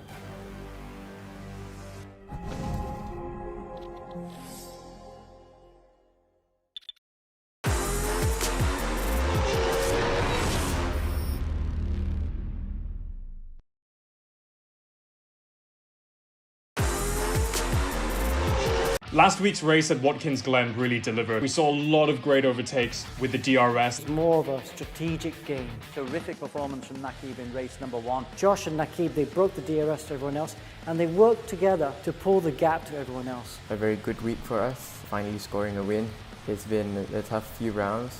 Also, it was great to see Josh Perwin getting quick. He had that confidence. He says that his momentum's building. Josh has overtaken Nakib Aslan. Nakib is the new race leader. So I was kind of hoping to at least walk away with a win or even pole position because I feel like I had the pace to do it, but I think I'll just have to wait for a future round to be able to achieve that. But Josh Perwin as well, really holding his own at the front of both races. Incredibly aggressive. Maneuvers up at the front by Kalen in a true Kalen style. Kalen Chin is leading Muhammad Ali. Kalen and Mika coming together. Kalen feeds his way through nicely. In race 2, it was all going well until the pit stop. Unfortunately, with the drive-through, didn't really get the chance to maybe try and catch up to Elite. Josh Perwin and Kalen Chin are two drivers that have consistently improved. I think the driver that disappointed me the most was Miko Nasi. Safe House was the biggest disappointment. Joachim just goes past Miko Nasi there. Watkins Glen was not a good weekend for Miko Nasi. Just a little bit of bad luck, racing with some other drivers. Got a puncher in both races, actually in race 1 and race 2. Not satisfied. You can't be with with shockingly bad results like that. RSG weren't as strong as I thought they'd be. Ayman Hakim was still always been top 5. I thought he'd be challenging for the race win. I knew that I had to be very careful because the DRS was super strong on that track. If you use it very early, yeah, granted you can follow the car behind, but it's very hard to follow at the S's, so be a little bit more patient and finally overtaking on the straight, get my P3. GT Radio Eurasia also, they started strong. Inigo was right there. The race 2, they just wasn't really there. Inigo, Anton, a little bit inconsistent, but very, very quick. I know that I have the speed. Hopefully I can continue from it and become quicker and maybe snatch a pole or even a race win. Going into Suzuka Circuit, I really think it's going to be a head-and-head fight. I think this is going to suit Alif down to the ground. It's a very nice track to drive in. Alif and I had some great results here in the past. Already put in a lot of practice and should be ready. I think Suzuka is one of the best tracks for drivers. It's going to be good in these cars with high downforce. It's going to be fun. Try not to go off the track, but also to manage my tires. We have to do a lot more scenario testing. Our strategy coming into Suzuka is just to practice and practice. Knowing this track is very, very tricky. We will try to stay clean. Work on our setup so that we can have the fastest car in the grid. We will not try to risk anything. Gonna take the Red Bull approach, high downforce all the way. Suzuka is a track that you have to worry about because you hit the barrier and you hit the barrier hard. So you have to have a lot of respect for Suzuka.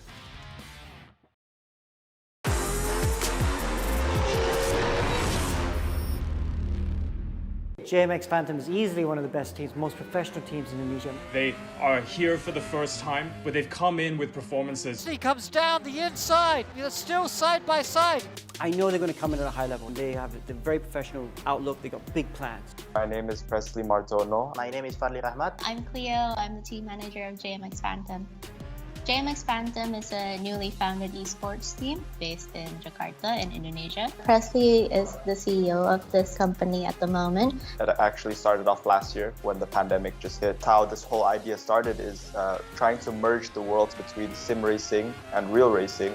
We've expanded to now 4 drivers, including myself. We have Fadli Rahmat, we have Dafa Ardiansa, and we also have Afila Bahar. Fadli Rahmat is very much a sim driver. And Presley Martono, which is a very highly rated real-life driver. It was the best combination of me and Fadli to get the right balance for the team. Presley Martono can be quick. One of the best drivers to come out of Indonesia. I started racing at the age of 8 in go-karts. I started joining national championships in go-karts, then started winning, started joining Asian championships, and then I went to Europe also to do a few championships in karting and try and get into Formula racing. He didn't make it all the way to Formula 2, Formula 1, but he had the talent to go all the way, I feel. 10 years over of real racing background, but only 1 year of sim racing. I think I could adapt quite well to sim racing.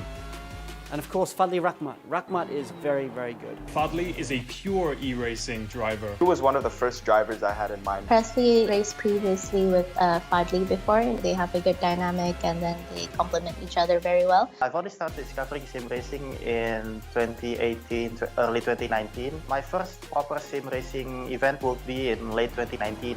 That's the start of my journey in sim racing. I would really love to be a fly on the wall to see what the chemistry is like between Rahmat and Martono. Both their drivers really could get to a position where they're winning races in E1. Can be very competitive in this championship. And we're all looking forward to that challenge to see how we can cope with the best teams in Asia.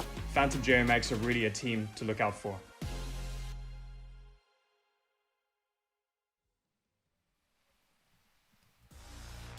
Welcome back to the E1 Championship. We've just finished 2 races on the beautiful Suzuka Circuit in Japan. Now, looking at that video just now, we took a deep dive into JMX Phantom, the Indonesian-based outfit. Alex, they've got a very strong driver lineup, management lineup, a lot of e-racing experience, a lot of real motorsport experience. Do you think that gives them an edge? It doesn't hurt, does it? I mean, they haven't won a race yet in E1, but they've got pretty close now, had a pole position, and they're just getting better and better. I really love the way they present themselves, and I love the alternate strategy they went for today. The hard tire almost made it work. They're going to be fantastic to watch. Well, we can find out more about that strategy from race 2. Let's talk to Fadli Rahmat, one of the drivers from Team JMX Phantom. Let's see if we can get him up on screen. Fadli, how was race 2 for you? You've had an excellent round 4 at Suzuka, 4th place in both race 1 and race 2. Talk us through your strategy and how this race has gone for you. As for the race, I think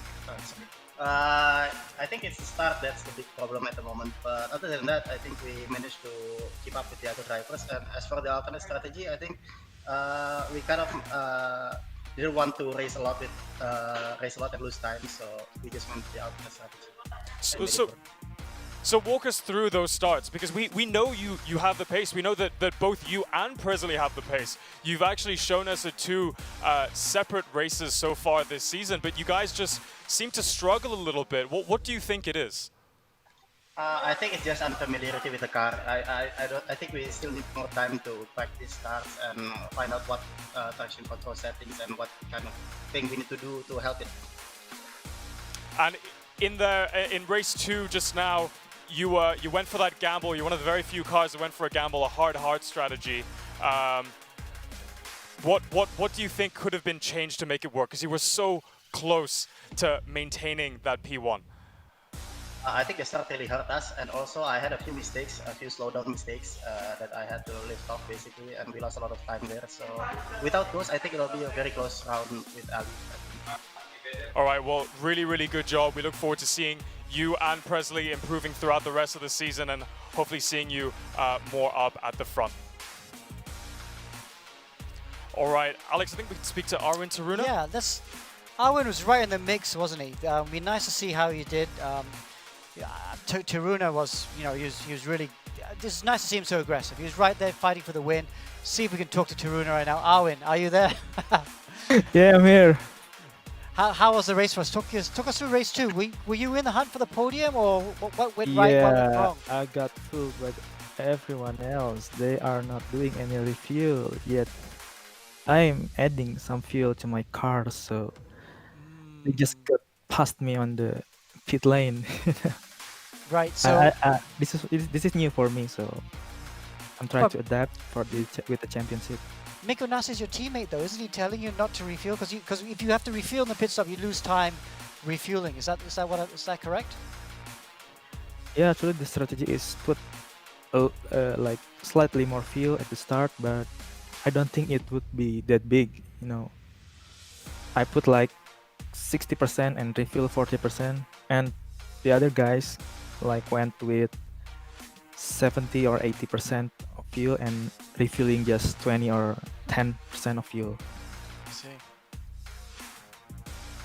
Okay, well, go for it. Okay, so I mean, this is a good result, I think, for you today. Nice to see you racing at the front. With this, can you build on this for the next few races? You think maybe try and fight for the podiums? Yeah, I will always fight for the best and support my team, of course, and yeah, try to get to the podium to get the points, more points for the team. And this is the first outing I get points for the team, so I can say I'm stoked and satisfied with the result. Although some back markers are very sketchy and endangering my race. Okay. At the end. Well done. All right, thanks, Arwin. All right, we've got time for one more very, very quick interview. Let's speak to Mika Hakimi at Team RSG. Mika, a P3 and a P3, you're back. Walk us through your round 4. Is it just a love for the Suzuka circuit? What's changed? I mean, the only thing that changed is probably that I had like a lot of PC problems that I had to work around just before the race. It messed up a lot of my race room settings, the visual settings, driving settings, with wheel settings. Everything went wrong before the race. I was just trying to bring the car home actually, and then somehow I found myself in like third both races. So yeah, I guess sometimes you need to get lucky. Considering the races I've had this season, it's been like very, very unlucky. But I think good comeback for the team. For sure, and P3 is a good place to find yourself. You were there fighting with Ayman Hakim. But he just seemed to breeze past you. Did you let him by, or was that just pure DRS?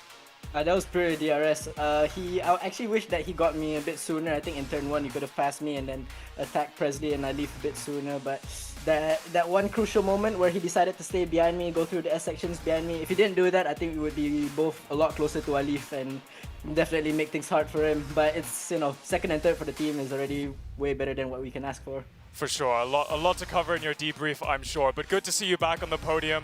Hopefully more in the season to come. Thank you. Very much. All right, well, let's jump straight to the highlights from race 2.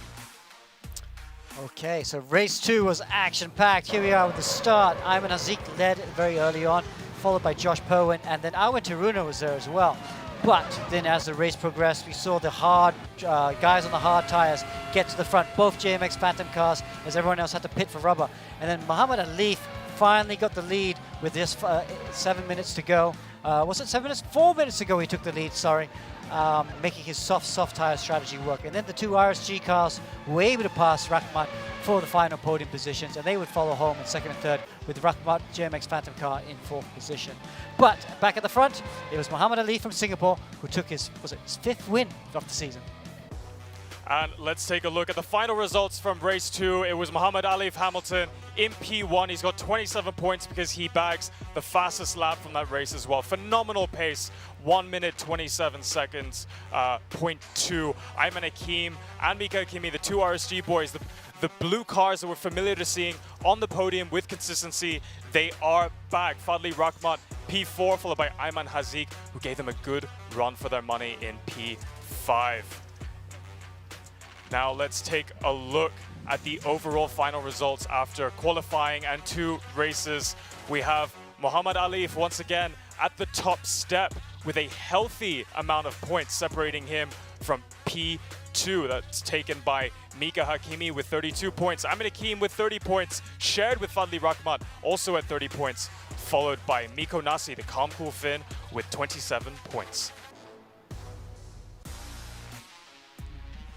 Alex, wow, what a race. I mean, we love Suzuka as a track, and you were saying, it's such a hard track to be on the limit, and there's only being on the limit or you're off the track. Yeah, that is. It is a super hard track, but I mean, I loved watching that race for the committed racing, especially the qualifying laps. Seeing how quick they were going through Spoon and stuff was astonishing.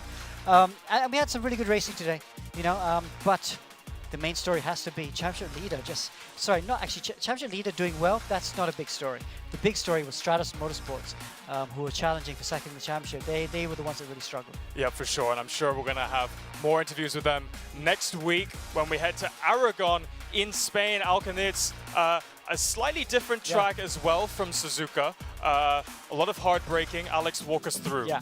Okay, so Aragon is it seems like a very easy track. MotoGP riders go here every year, so it's a big motorbike track.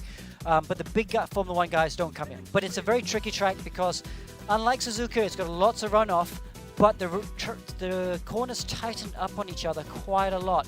So it really rewards drivers who are patient on the throttle. The drivers who are not so aggressive, they tend to be quicker. You need to be patient and very calm with how you drive here. So actually, it's going to suit someone like Alif down at the ground. For sure, for sure. And that is a lovely circuit I wish I got to drive in my racing career. We'll be there next week at 9 p.m. But before we wrap things up here at Suzuka, let's take a look at the individual and team championship standings. And here is a look at our top 5 drivers. Once again, it's Muhammad Alif Hamilton up at the front. And we were saying this championship may still be too early to call, but my gosh, that is a healthy point lead to P2. Nakim Aslan really going to be kicking himself after that collision with his teammate. But it's Ayman Hakim creeping up closer and closer with Miko Nasi in P4 and Josh Perwin in P5. Now let's take a look at our team standings.